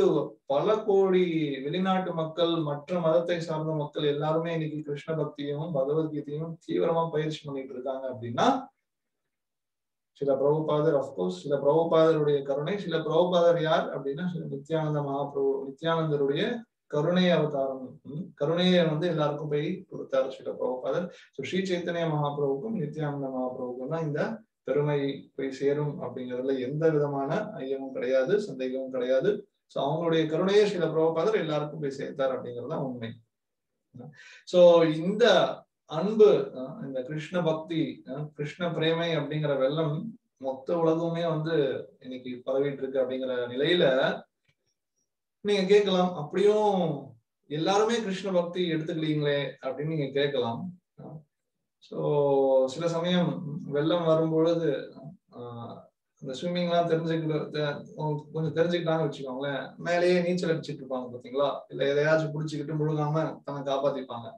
சோ இந்த அளவுக்கு தீவிரமா கிருஷ்ண பக்தி இப்ப பரவிட்டு இருந்தாலுமே பௌதிக ஆசைகளே அதிகமா இருக்கிறவங்க இந்த கிருஷ்ண பிரேமை அப்படிங்கிற வெள்ளத்துல முழுகாம அப்படியே மேலேயே வந்து ரொம்ப எல்லாம் பக்தி பண்ண வேண்டாம் அப்படின்னு சொல்லி தன்னை வந்து காப்பாத்திக்கிறேன்ற பேர்ல இந்த உயர்ந்த விஷயத்துல முழுகாம பௌதிக சம்சாரம் அப்படிங்கிற ஒரு கடல்ல மூழ்கி போய் கஷ்டப்பட்டு இருக்காங்க அப்படிங்கறதா உண்மை. சோ நம்மளும் அந்த மாதிரி ஏமாந்துடக்கூடாது. இன்னைக்கு அதாவது பிரம்மாவுடைய ஒரு நாள் அப்படிங்கிறது பல ஆயிரம் வருடங்கள், என்ன சொல்றது, பல கோடிக்கணக்கான வருடங்களுக்கு ஒரு தடவை தான் வந்து ஸ்ரீ சைத்தன்ய மகாபிரபு ஒரு நாள், பிரம்மாவுடைய ஒரு நாள் அப்படிங்கிறது கோடிக்கணக்கான வருடங்கள். சோ அந்த கோடிக்கணக்கான வருடங்கள்ல ஒரு சமயம் தான் கிருஷ்ணர் அவதரிப்பார். 5000 வருஷத்துக்கு முன்னாடி கிருஷ்ணர் அவதரிச்சார் இல்லையா. சோ அந்த 1000 சுழற்சிகள் சொல்லுவாங்க, சத்திய திரேதா துவாபர கலி, இந்த மாதிரி 1000 சுழற்சிகள், 1000 சைக்கிள்ஸ், யுகா சைக்கிள்ஸ் அப்படின்னு சொல்லுவாங்க. 1000 யுகா சைக்கிள்ஸ்ல ஒரே ஒரு தடவை தான் வந்து கிருஷ்ணர் அவதரிப்பார். சோ அதுல பாத்தீங்க அப்படின்னா ஒரு சுழற்சி பாத்தீங்க அப்படின்னா உங்களுக்கே தெரியும் 43 லட்சம் வருஷங்கள். அந்த மாதிரி 1000 சுழற்சிகள்லாம் எத்தனை கோடி வருஷங்கள் பார்த்துக்கோங்க. அதுல ஒரே ஒரு சமயம் தான் கிருஷ்ணர் அவதரிப்பாருன்னா 400, அதாவது 7வது மனு உடைய காலத்துல 27வது சுழற்சியில, ஒவ்வொரு மனுவும் 71 சுழற்சிகள் ஆட்சி செய்வாங்க. அதுல 27வது சுழற்சியில கிருஷ்ணர் அவதரிப்பார். எப்போ கிருஷ்ணர் அவதரிப்பாரோ அப்பதான் வந்து ஸ்ரீ சைத்தன்ய மகாபிரபு அவதரிப்பார். சோ இத்தனை வருடங்களுக்கு கழிச்சு அந்த நாள், அந்த நிலை இப்போ இந்த நம்ம பிறந்திருக்கிற இந்த சமயத்துலதான் வந்து கிருஷ்ணரும் அவதரிச்சிருக்கார். இதே இடத்துல ஸ்ரீ சைத்தன்ய மகாபிரபு அவதரிச்சிருக்காங்க. இன்னைக்கு கிருஷ்ண பக்தி அப்படிங்கிறது எல்லாருக்கும் இன்னைக்கு ஓகே, நீங்க தெரியல, அட்லீஸ்ட் நான் பக்தி இன்னைக்கு பயிற்சி பண்ணிட்டு இருக்கேன் அப்படின்னா, இன்னைக்கு 4 பேருக்கு நான் எடுத்து சொல்லிட்டு இருக்கேன் அப்படின்னா உண்மையிலேயே அது வந்து நித்யானந்த பிரபுடைய கருணை தான் சொல்லணும். ஒவ்வொருத்தர் தங்களை பத்தியே கூட யோசிச்சு பார்த்துக்கலாம். சோ சிலர்லாம் ரொம்ப உயர்ந்த குடும்பத்துல பிறந்திருக்கலாம், பட் எத்தனையோ பேர் கிருஷ்ணர்னா யாரு கூட தெரியாது, பக்தினா என்ன கூட தெரியாது, 4 விதமான கட்டுப்பாடு விதிமுறைகள், நல்ல குணங்கள் அப்படிங்கிறதே இல்ல. கட்டுப்பாடு விதிமுறைகள் அப்படின்னா மாமிசம் சாப்பிடக்கூடாது, போதை வஸ்து எடுத்துக்கூடாது, தவறான உடல் உறவு வச்சுக்கூடாது, சூதாடக்கூடாது, இந்த கெட்ட பழக்கங்களை வாழ்க்கையின் லட்சியமாக இருந்த மேற்கத்திய மக்கள், அமெரிக்கன்ஸ், யூரோப்பியன்ஸ், அவங்க எல்லாம் இன்னைக்கு எல்லாத்தையும் விட்டு இன்னைக்கு நம்மளுக்கு கிருஷ்ண பக்தி எடுத்து சொல்லிட்டு இருக்காங்க இந்தியர்களுக்கு அப்படின்னா சோ அது நித்யானந்த மகாபிரபுவின் கருணை அப்படிங்கிறதா சொல்லணும். சோ வேறு உதாரணம் என்ன கொடுக்கப்பட்டிருக்கு அப்படின்னா, ஒரு ஒரு விதத்துல சொல்லணும்னா ஸ்டோர் ஹவுஸ், ஒரு குடவுனுக்கு போறோம், எல்லா விதமான பொருட்கள் இருக்கு. யாருக்கு காசு இருக்கோ, எவ்வளவு காசு இருக்கோ நம்ம வாங்கிட்டு போறோம், ஏதாவது கடைக்கு போறோம் அப்படின்னா. ஆனா அந்த கிருஷ்ண பக்தி அப்படிங்கிற அந்த குடவுன் பாத்தீங்க அப்படின்னா, அது கிருஷ்ணர் வரும்பொழுதும் அவருடைய பக்தியை பத்தி பிரச்சாரம் பண்ணார். 5000 வருஷத்துக்கு முன்னால கீதையை நம்மளுக்கு உபதேசித்தப்ப கூட இந்த விஷயங்களை வந்து கிருஷ்ணர் கொடுத்தார். ஆனா எல்லாராலையும் அதை எடுத்துக்க முடியல. சர்வதர்மான் பரித்யஜ்ய மாமேகம் சரணம் ரஜஹம் துவாம் சர்வ பாபேபியோ மோக்ஷயிஷ்யாமி மா சுஜஹ. சரண ஸ்லோகம் 18வது அத்தியாயம் 66வது ஸ்லோகம். கீதையில என்ன சொல்றார் கிருஷ்ணர்? எல்லா விதமான தர்மங்களையும் திறந்து என்னிடமே சரணடைவாக உன்னை எல்லா பாவங்களிலிருந்து விடுவிக்கிறேன், பயப்படாதே. அவரும் சொன்னார், இந்த பக்தியை கொடுத்தார் கீதை மூலமாக. ஆனா என்ன சொன்னார்? ஒரு கண்டிஷன் போட்டார், எல்லா விஷயங்களையும் விட்டு என்கிட்ட முதல்ல நீ சரணடையணும் அப்படின்னு கண்டிஷன் போட்டார். அதனால எல்லாராலையும் அதை தீவிரமா எடுத்துக்க முடியல, நிறைய பேர் மாற முடியல. சோ கிருஷ்ணரே வந்து சொன்னப்போ யாரும் மாறல. அப்புறம் கிருஷ்ணர் யோசிச்சார், சரி நம்மளே பக்தரா போய் செஞ்சு காட்டலாம். சோ என்ன சொல்லுவாங்க, ஒரு உபன்யாசம் கொடுக்கறத விட என்ன சொல்றோமோ பேசுறோமோ அதை செஞ்சு காட்டணும் அப்படின்னா அது புரிஞ்சுக்கிறது நம்மளுக்கு எளிமை. சோ அதனாலதான் ஸ்ரீ சைத்தன்ய மகாபிரபு நித்யானந்த மகாபிரபு அவதரிச்சாங்க. நம்மளுக்கு பக்தியை வந்து எளிமையான வழிமுறைய செய்து காட்டினாங்க. செய்து காட்டுறது மட்டும் இல்லாம நம்மளுக்கு எந்த விதமான கட்டுப்பாடுகளையும் ஆரம்பத்துல விதிக்கல. நம்ம என்ன கெட்ட விஷயங்கள்ல ஈடுபட்டு இருந்தாலுமே பரவாயில்ல, கிருஷ்ண பக்தியையும் சேர்த்து பயிற்சி பண்ணுங்க. ஆரம்பத்துல அதே கிருஷ்ண மகாமந்திரத்தையும் ஜபம் பண்ணுங்க. அன்னைக்கு வந்து இந்த மந்திரங்களை வந்து சொல்வதற்கே வந்து பல விதமான தகுதிகள் எதிர்பார்க்கப்பட்டது. ஒரு நிலைக்கு வந்த பிறகுதான் மந்திர உபதேசம் தீட்சை எல்லாம் கொடுக்கப்பட்டது. அப்கோர்ஸ் இன்னைக்கும் இஸ்கான்ல தீட்சை வாங்கணும் அப்படின்னா விதிமுறைகளை பின்பற்றணும். ஆனா அனைத்து மக்களுக்கும் இந்த ஹரே கிருஷ்ணா மகாமந்திர உச்சாரணை, இந்த வழிமுறைகள் பகவத்கீதையெல்லாம் கொடுக்கப்பட்டிருக்கு அப்படின்னா அது சைத்தன்ய மகாபிரபு நித்யானந்த பிரபுடைய கருணை. இன்னைக்கு உலகம் முழுக்க வந்து இந்த விஷயங்கள் போயிட்டு இருக்கு. எத்தனையோ பெரிய பெரிய உயர்ந்த வைஷ்ணவ சம்பிரதாயங்கள், வைஷ்ணவர்கள் இருந்திருக்கலாம். ஆனா யாரு வீடு வீடா போயிட்டு நம்மளுக்கு இஸ்கான்ல பாத்தீங்கன்னா பக்தர்கள் வீடு வீடா போயிட்டு புக்ஸ் கொடுக்கறது உண்டு. நம்ம கடை ரயில்வே ஸ்டேஷன்ஸ்ல பார்க்கலாம், ஏர்போர்ட்ஸ்ல பார்க்கலாம். வெளிநாட்டுல எல்லாம் பாத்தீங்க அப்படின்னா குளிர்காலத்துல -10 -20 டிகிரி எல்லாம் இருக்கும். பக்தர்கள் அப்பவுமே வந்து கிறிஸ்துமஸ் ஹாலிடேஸ் போன்ற டெய்லியுமே நடக்கிறது. பட் குறிப்பா அந்த மாதிரி ஃபெஸ்டிவல்ஸ்ல என்ன கஷ்டம் இருந்தாலுமே அந்த கஷ்டங்கள் எல்லாம் வந்து பொறுத்துக்கிட்டு மக்கள் இந்த பகவத்கீதையை படிச்சாங்க அப்படின்னா மிருகத்தனமான வாழ்க்கையை விட்டு மனுஷனா சந்தோஷமா வாழ முடியும். இன்னைக்கு நியூஸ் எடுத்துக்கிட்டோம் அப்படின்னா எவ்வளோ கெட்ட விஷயங்கள், என்னென்னமோ கெட்ட விஷயங்கள், நமக்குள்ள 1000 கெட்ட விஷயம் இருக்கு, ஒவ்வொருத்தங்களுக்குள்ள 10,000 கெட்ட விஷயங்கள் இருக்கு. அது எல்லாத்தையும் வச்சுக்கிட்டு எவ்வளவு கஷ்டப்பட்டு இருக்கோம், மிருகத்தனமா வாழ்ந்துகிட்டு இருக்கோம் இல்லையா? ஒரு மனுஷனா உண்மையான சந்தோஷத்தை அனுபவிக்க தெரியாம அந்த வழிமுறைய வீடு வீடா வந்து கட்டி கொடுக்கறது யார் அப்படின்னா நித்யானந்த பிரபு சைத்தன்ய மகாபிரபுடைய சீடர்கள், அவங்களுடைய சம்பிரதாயத்துல வர பக்தர்கள் தான் வந்து இந்த விஷயத்தை செய்துட்டு இருக்காங்க. எத்தனையோ பெரிய பெரிய பெரிய பக்தர்கள் வைஷ்ணவ சம்பிரதாயம் அங்கீகரிக்கப்பட்ட பக்தர்களே இருந்திருக்கலாம். ஆனா சைத்தன்யருடைய இயக்கத்துலதான் இந்த விஷயங்கள் கொடுக்கப்பட்டிருக்கு அப்படிங்கறத இன்னைக்கு நடைமுறையில நம்ம பாக்குறோம். அப்கோர்ஸ் சொந்த பக்தியுடைய முன்னேற்றத்துக்கும் இது ஏதோ நம்ம வந்து 4 பேரை காப்பாத்துறோம் அப்படிங்கிற எண்ணம் கிடையாது. பட் நம்மளுக்கு இந்த மகிழ்ச்சியான வழிமுறை கிடைச்சிருக்கு. 4 பேருக்கு நம்ம போய் கொண்டு போய் சேர்க்கணும். இந்த பஜனானந்தி கோஷ்டி ஆனந்தி 2 விதமான பக்தர்கள். பஜனானந்தி யார் அப்படின்னா எனக்கு கிருஷ்ண பக்தி கிடைச்சிருச்சு, நான் வந்து பகவானுக்கு தொண்டு செய்துக்கிட்டு நான் வைகுண்டம் போயிடுறேன் அப்படின்னு நினைக்கிற ஒரு சாரர். பட் கோஷ்டி ஆனந்தி அப்படிங்கிறது இல்ல, எனக்கு கிடைச்சது மட்டும் பத்தாது, 4 பேருக்கு நம்ம கொண்டு போய் சேர்க்கணும் அப்படிங்கறதுதான் நித்யானந்த பிரபுவும் ஹரிதாஸ் தாக்கூராருடைய லட்சியமாக இருந்தது. ஸோ அவங்கதான் வந்து இன்னைக்கு நான் ஒரு தடவை நம்மளுடைய உபன்யாசத்துல சொல்லியிருந்தேன், ரஷ்யாவில எல்லாம் பாத்தீங்க அப்படின்னா போலீஸ் உடைய டார்ச்சர் அவ்வளவு இருந்தது கம்யூனிஸ்டா இருந்தப்போ. இப்பவும் கம்யூனிஸ்ட் கண்ட்ரி தான், பெருசா ஒன்றும் கிடையாது, யாரும் மதிக்கிறது கிடையாது. ஆனா இதுக்கு முன்னாடி தீவிரமா கம்யூனிசம் இருந்தப்போ, நாத்திகவாதம் இருந்தப்போ, அப்ப பகவத்கீதையெல்லாம் வந்து வெளிப்படையா புஸ்தகங்களை வந்து விநியோகம் பண்ண முடியாது, பிரச்சாரம் பண்ண முடியாது. ஸோ பக்தர்கள்லாம் வந்து மாறு வேஷத்துல வந்து பகவத்கீதையை விநியோகம் பண்ணும்பொழுது போலீஸ்லாம் பல தடவை அரெஸ்ட் பண்ணி சிலரை வந்து கொலை கூட செஞ்சிருக்காங்க அப்படிங்கறத நம்மளுக்கு இது ஏதோ வந்து 10,000 வருஷத்துக்கு முன்னால பக்தர்கள்லாம் வந்து தியாகம் செய்யறாங்க கிடையாது. 20 வருஷத்துக்கு முன்னால 30 வருஷத்துக்கு முன்னால நடந்த கதைகள் இதெல்லாம். ஸோ இந்த மாதிரி பக்தர்கள் கஷ்டப்பட்டு இன்னைக்கு ஒவ்வொரு மேஜர் சிட்டி பெரிய நகரங்கள்லயும் இஸ்கான் இருக்கு. நம்மளுடைய கலாச்சாரம் இன்னைக்கு நம்ம பின்பற்றாத நிலையில இன்னைக்கு உலகம் எங்கும் இந்த கிருஷ்ண பக்தி போயிட்டு இருக்கு அப்படின்னா இதுல இருந்து புரிஞ்சுக்கணும் சைத்தன்யருடைய கருணை, நித்யானந்தருடைய கருணை, எளிமையான வழிமுறை, ஆட்டம் பாட்டம். என்ன கஷ்டம்? பல கோடி ரூபாய் செலவு பண்ணணும், நீங்க வந்து பிராமண குடும்பத்துல பிறந்திருக்கணும், சமஸ்கிருதம் கத்துக்கணும், இல்ல வந்து உங்களுடைய குடும்பத்தை எல்லாம் தியாகம் செய்துட்டு நீங்க வந்து சன்னியாசம் எடுத்துக்கணும், அப்பதான் வந்து உங்களுக்கு இந்த பக்தியை பயிற்சி பண்ணணும். எதுவுமே கிடையாது. எல்லாம் வெயில் காலத்துல வந்து நம்மளை சுத்தி நெருப்பை மூட்டிக்கிட்டு நம்ம வந்து தியானம் செய்யணும். ரொம்ப எளிமையான வழிமுறை. பாடுறது, ஆடுறது, பிரசாதத்தை சுவைப்பது. So chanting, dancing and taking prasadam. So what is the difficulty? என்ன கஷ்டம் அப்படின்னு சில பிரபுபாதர் சொல்வார்.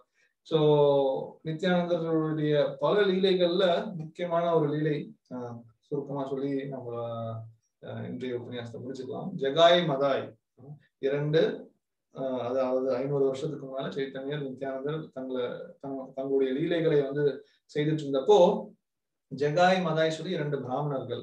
அவங்க வந்து பிராமண குடும்பத்துல பிறந்திருந்தா கூட எல்லா விதமான கெட்ட பழக்கங்கள் அவங்களுக்கு இருந்தது. எந்த அளவுக்கு அப்படின்னா சாஸ்திரத்துல எதெல்லாம் பாவம் அப்படின்னு சொல்லப்பட்டிருக்கோ அது எல்லாத்தையுமே அவங்க செஞ்சுட்டு இருந்தாங்க. சோ எந்த அளவுக்கு அப்படின்னா யமராஜருடைய ஹார்ட் டிஸ்கே பாத்தீங்க அப்படின்னா கிராஷ் ஆகிற அளவுக்கு அவங்க வந்து பாவத்தை செய்துட்டு இருந்தாங்க. அப்பேற்பட்ட குடிகாரர்கள் ஒரு சமயம் 2 பேரும் சண்டை போட்டுட்டு இருந்தப்போ நித்யானந்தர் அவங்களை பார்த்து இவங்களுக்கு போயிட்டு நம்ம கிருஷ்ண பக்தியை கொடுக்கணும் அப்படின்னு சொல்லி விருப்பப்படுறாரு. ஹரிதாஸ் தாக்கூர் வேண்டாம் சொல்லுவாரு. எல்லாருமே வந்து வேண்டாம் சொல்லுவாங்க. ஏன்னா அவங்க வந்து ரொம்ப மோசமானவங்க. சோ நம்மளுடைய உயிருக்கே ஆபத்து அப்படின்னு சொல்லி எல்லாருமே போகக்கூடாது அப்படின்னு சொல்லுவாங்க. நித்யானந்த பிரபு சொல்லுவார், சைத்தன்ய மகாபிரபு இருக்கிறதுலயே கீழ்த்தனமான மக்களை காப்பாத்துறதுக்கு தான் அவதரிச்சிருக்காரு. சோ இவங்களை காப்பாத்தினாதான் அவருடைய குறிக்கோள் பூர்த்தி அடையும்னு சொல்லி அவங்களுக்கு போய் பிரச்சாரம் செய்ய முயற்சி செய்யும் பொழுது அதுல ஒருத்தர் என்ன பண்ணுவார், நித்யானந்தரை வந்து ஒரு மண்பானை இருக்கும், அந்த மண்பானையை தூக்கி அவருடைய தலையில வீசிடுவார். வீசினோடனே நித்யானந்த பிரபு தலையில இருந்து ரத்தம் ரொம்ப வேகமா வந்து வெளிவர ஆரம்பிக்கும். சோ இத புரிஞ்சுக்கிட்ட ஸ்ரீ சைத்தன்ய மகாபிரபு உடனே அந்த இடத்துக்கு போயிட்டு, சாட்சாத் கிருஷ்ணர் தானே அவர், சோ உடனே தன்னுடைய சுதர்சன சக்கரத்தை அழைச்சு அந்த அசுரர்களை அழிக்கணும் முடிவு செய்தார். ஆனா நித்யானந்த பிரபு சைத்தன்ய மகாபிரபுடைய காலில் விழுந்து, நீங்க அசுரர்களை வந்து கலியுகத்துல அழிக்கணும்னு நினைச்சீங்கன்னா யாரையுமே நம்ம வந்து விட்டு வைக்க முடியாது. அசுரர்களை அழிக்காம அவங்களுக்குள்ள இருக்கிற அசுரத்தன்மையை அழிக்கணும் அப்படிங்கறது உங்களுடைய லட்சியம். இந்த அவதாரத்துல எந்த விதமான ஆயுதத்தை எடுக்க மாட்டீங்க அப்படின்றத நீங்க வந்து உறுதி எடுத்திருக்கீங்க.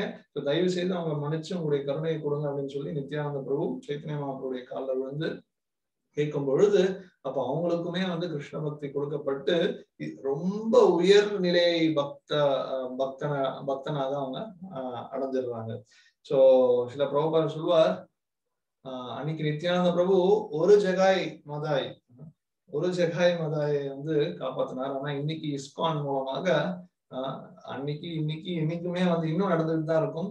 இஸ்கான் இருக்கிற வரைக்கும், சில பிரபுபாதருடைய புஸ்தகங்கள் இருக்கிற வரைக்கும் பல கோடி ஜகாய் மதாய்கள் வந்து காப்பாற்றப்பட்டு எல்லாருமே வந்து சந்தோஷமா இன்னைக்கு கிருஷ்ண பக்தியை பயிற்சி பண்ணிட்டு இருக்காங்க. அப்படின்னா அது நித்யானந்த மகாபிரபுடைய கருணை தான்.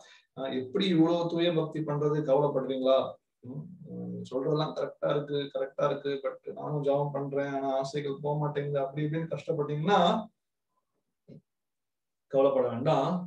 நம்மளுக்கு எந்த தகுதியுமே இல்லையே அப்படின்னு வருத்தப்பட்டீங்கன்னா உண்மையிலேயே சைத்தன்ய மகாபிரபு அல்லது நித்யானந்த பிரபுவின் கருணையை நம்ம பெறணும் அப்படின்னா அதுக்கு என்ன தகுதி?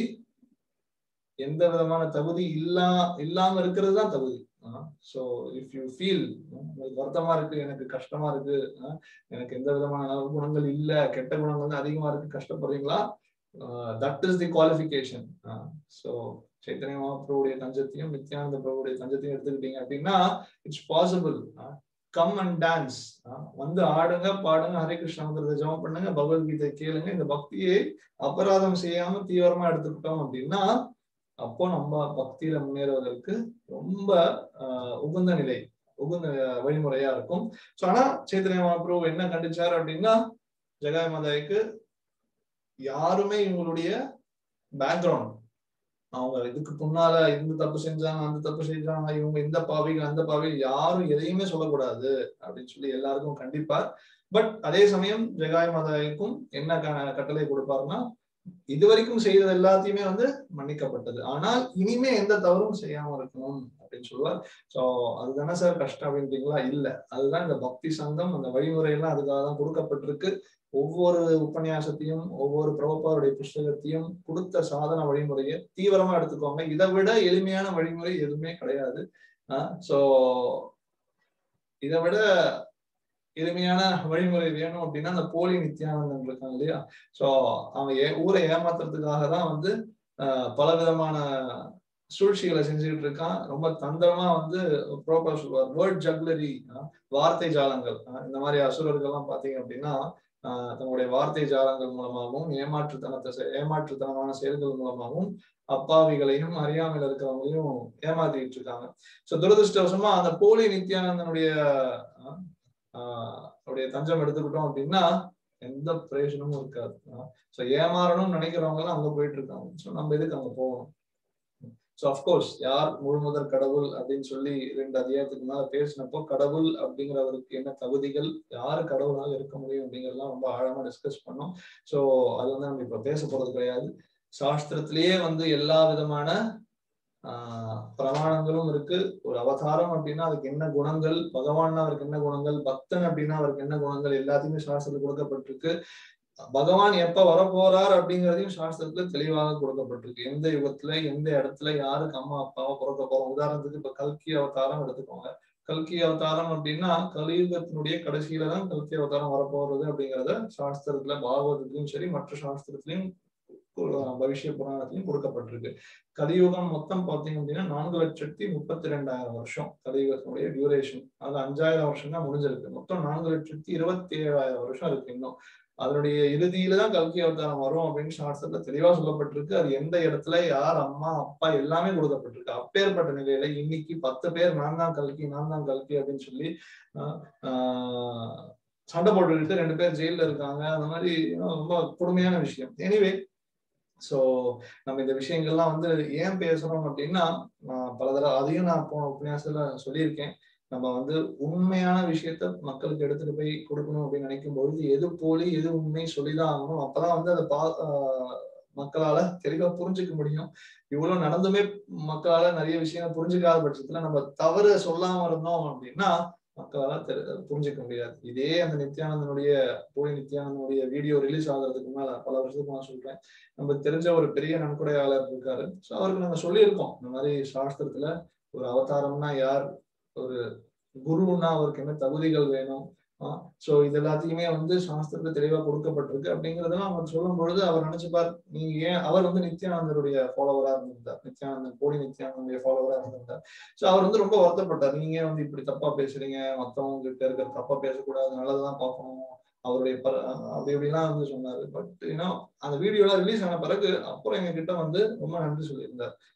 நான் வந்து உங்களை கோச்சுக்கிட்டு உங்களுக்கு கொடுக்க வேண்டிய டொனேஷனையும் கொடுக்காம போனேன்.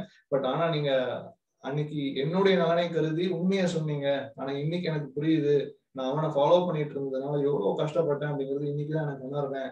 உண்மையிலேயே என்னுடைய மக்களுடைய நலனுக்காக நீங்க உண்மையை பேசிட்டு இருக்கீங்க அப்படின்னு சொல்லி அந்த போலி டாக்டர் எக்ஸாம்பிள் நான் உங்களுக்கு போன தடவை சொல்லியிருந்தேன். ஒரு ஃப்ரெண்ட் ஒரு போலி டாக்டர் கிட்ட போயிட்டு இருக்காரு அப்படின்னா சரி அவன் தப்புன்னா அவன் கூடலயே இருக்கிற நல்லதை பார்க்கலாம், எதுக்கு அவன் போலி சொல்லணும் அப்படின்னு சொல்லி இருந்தோம் அப்படின்னா அவன் ஃப்ரெண்டு ட்ரீட்மெண்ட் எடுத்துக்கிட்டு பிரயோஜனமே இல்லாம இருக்குமே, அவன் வியாதி தான் ஜாஸ்தி ஆயிட்டு இருக்கும்.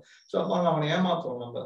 ஸோ உண்மையிலே அவன் நம்ம நண்பன் அப்படின்னா உண்மையிலே சொல்லணும் அவன் போலி டாக்டர் அங்க போகாது அப்படின்னு சொல்லி. அதே மாதிரி மக்கள் போலி குருக்கள் போலி சாதுக்கள் நான் கடவுள் நீ கடவுள்ன்றது சொல்வதற்காக வந்திருக்கேன் அப்படின்னு சொல்லி ரொம்ப தந்திரமா பேசும் பொழுது அவர்கள் மக்கள் இதுதான் தவறான ஒரு வழிமுறையை காட்டி இதுதான் ஆன்மீகம் இதுதான் இறைநிலை அப்படின்னு சொல்லும் பொழுது அவங்களுக்கு நம்ம வந்து நமக்கு உண்மையை தெரிஞ்சு நம்ம கொடுக்கல அப்படின்னா தென் நம்மளும் குற்றவாளிகள் ஆயிடுவோம். ஸோ அதனால மக்கள் மற்றவர்கள் மாதிரி நாங்க ஏமாத்தக்கூடாது அப்படிங்கறதுனால பகவத்கீதை சாஸ்திரங்கள் அடிப்படையில குரு சாது ஆச்சாரியர்களுடைய அடிப்படையில உண்மையை பேசிட்டு இருக்கோம்.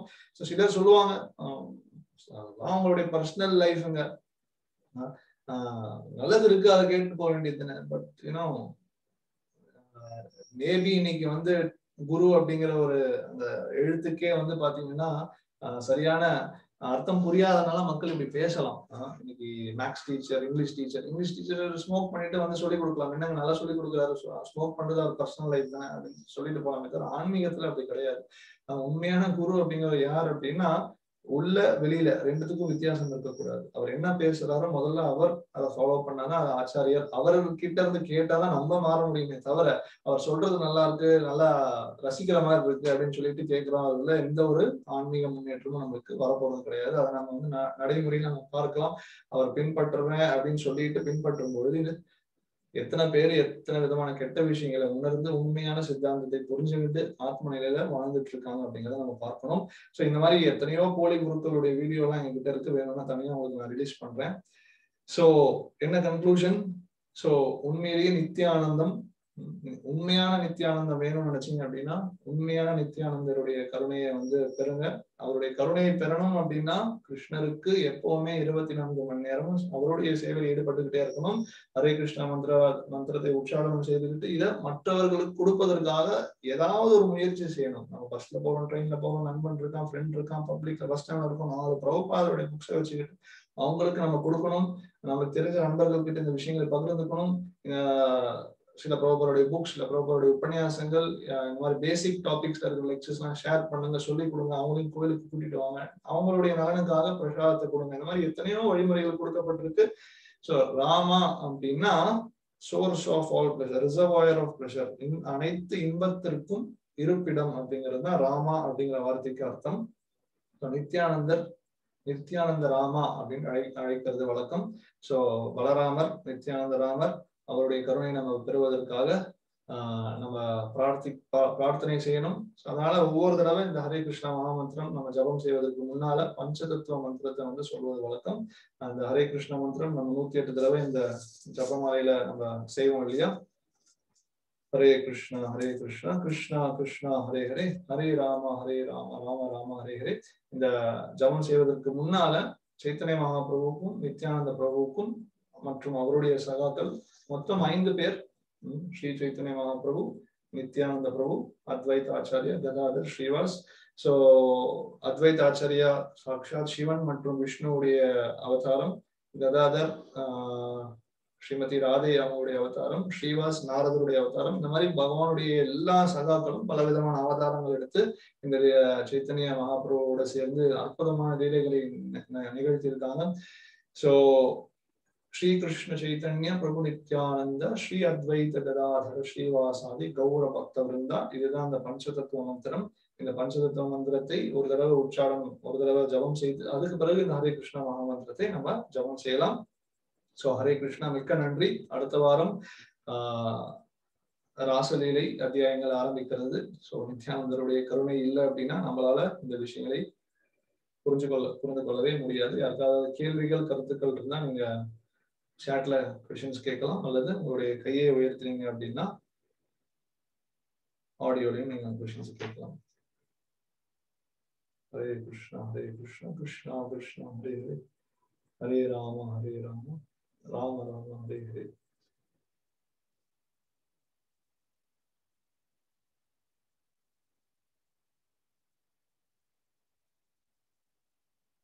Any questions, any comments? Prabhuji, why we are not supposed to take bath?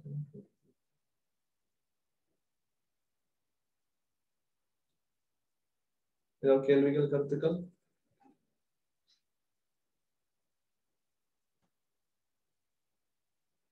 S Sethuraman sir, unmute பண்ணிக்கணும். ஹரே கிருஷ்ணா. Yes sir. இந்த போட்டோல ஒண்ணு வந்து நித்யானந்தர், எஸ் பலராமர், ஒண்ணு வந்து கிருஷ்ணர் இல்லையா? Yes yes. இதுல எது பலராமர், எது கிருஷ்ணர்? ரைட் சைடுல இருக்கிறது ஸ்ரீ சைத்தன்ய மகாபிரபு, லெஃப்ட் சைடுல இருப்பவர் உங்களுக்கு ரைட் சைடா? உங்களுக்கு ரைட் சைடா? நீங்க பார்க்கும்போது எனக்கு ரைட் சைடுல இருக்கிறது நித்யானந்தரா? ரைட் சைடுல சைத்தன்ய மகாபிரபு. சைத்தன்ய மகாபிரபு. லெஃப்ட் சைடுல இருக்கிறது நித்யானந்த பிரபு. நித்யானந்த. ஹரே கிருஷ்ணா. ஹரே கிருஷ்ணா.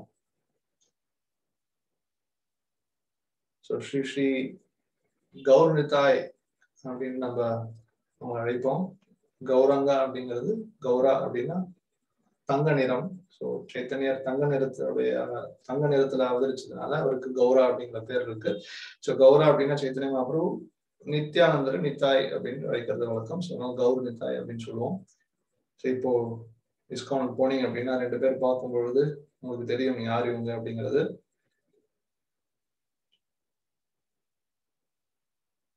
வேற ஏதாவது கேள்விகள், கருத்துக்கள்? ஹரே கிருஷ்ணா கிருஷ்ணா கிருஷ்ணா ஹரே ஹரே, ஹரே ராம ராம ஹரே ஹரே. ஸோ கோலோக சார்ட் வாங்கினீங்க அப்படின்னா வைகுண்டம் போறதுக்கான மேப் உங்களுக்கு தெரிஞ்சுக்கும். ஜிபிஎஸ் இப்பெல்லாம் பாத்தீங்க அப்படின்னா டோல் பிளாசாலாம் இருக்கு இல்லையா, ஹைவேஸ். ஸோ அந்த ஹைவே ரூட்லாம் நம்ம தெரிஞ்சுக்கலாம். டோல்லாம் வந்து அவங்க ஆட்டோமேட்டிக்கா இப்போ டிடெக்ட் ஆகுது இந்த ஃபாஸ்டேக்லாம் வந்த பிறகு. இப்போ ஏதோ ஜிபிஎஸ் சிஸ்டம்ல டோல் பிளாசாவே இல்லாம பண்றோம் அப்படிங்கிறத சொல்லிட்டு இருக்காங்க. ஸோ அந்த மாதிரி உங்களுக்கு பகவானோட லோகத்துக்கு உண்மையிலேயே எது ஹைவே ஃபாஸ்டா போகணும் அப்படின்னா என்ன வழி தெரிஞ்சுக்கணும்னா அந்த கோலோக சார்ட் வாங்கிக்கோங்க வீட்டுல. ஒண்ணு ஆர்வம் பின்னால இருக்கு பாருங்க, அந்த சார்ட் கொட்டி வச்சிருக்காரு இல்லையா. ஸோ அந்த மாதிரி நீங்களும் வாங்கிக்கோங்க அந்த சார்ட். ஸோ ரூட் தெளிவா தெரிஞ்சுக்கோங்க. இந்த ஹரே கிருஷ்ணா மந்திரத்தை உற்சாகமா வந்து எப்பவும் ஜபம் பண்ணணும். கிருஷ்ண பக்தி கிருஷ்ண சேவையில ஈடுபடணும். அப்பதான் வந்து நம்ம நித்யானந்த பிரபுடைய கருணை கிடைக்கும் பொழுது அப்போ சைத்தன்ய மகாபிரபுடைய கருணை நமக்கு கிடைக்கும். அப்போ இந்த ஹரே கிருஷ்ணா மந்திரத்தை தீவிரமா நம்ம ஜபம் செய்ய முடியும். ஸோ வேற ஏதாவது கேள்விகள், கருத்துக்கள் எதுவும் இல்லை அப்படின்னா நம்ம நிகழ்ச்சியோட முடிச்சுக்கலாம். தயவு செய்து எல்லாரும் தொடர்ந்து இந்த ஹரே கிருஷ்ணா மந்திரத்தை ஜபம் பண்ணுங்க. போலி நித்யானந்தர் கிட்ட தஞ்சம் எடுத்துக்காம உண்மையான நித்யானந்தர் யார் அப்படின்னு புரிஞ்சுக்கிட்டு அவருடைய தஞ்சத்தை எடுத்துக்கோங்க. அப்போ உண்மையான நித்யானந்தம் நம்மளுக்கு, உண்மையான நித்யானந்தம் நமக்கு கிடைக்கும். ஸோ பிரபுபாவுடைய புக்ஸ் தொடர்ந்து படிங்க. ஸ்ரீ கௌர் நிதாய் கி ஜெய், ஸ்ரீல பிரபுபாத் கி ஜெய். ஹரே கிருஷ்ணா.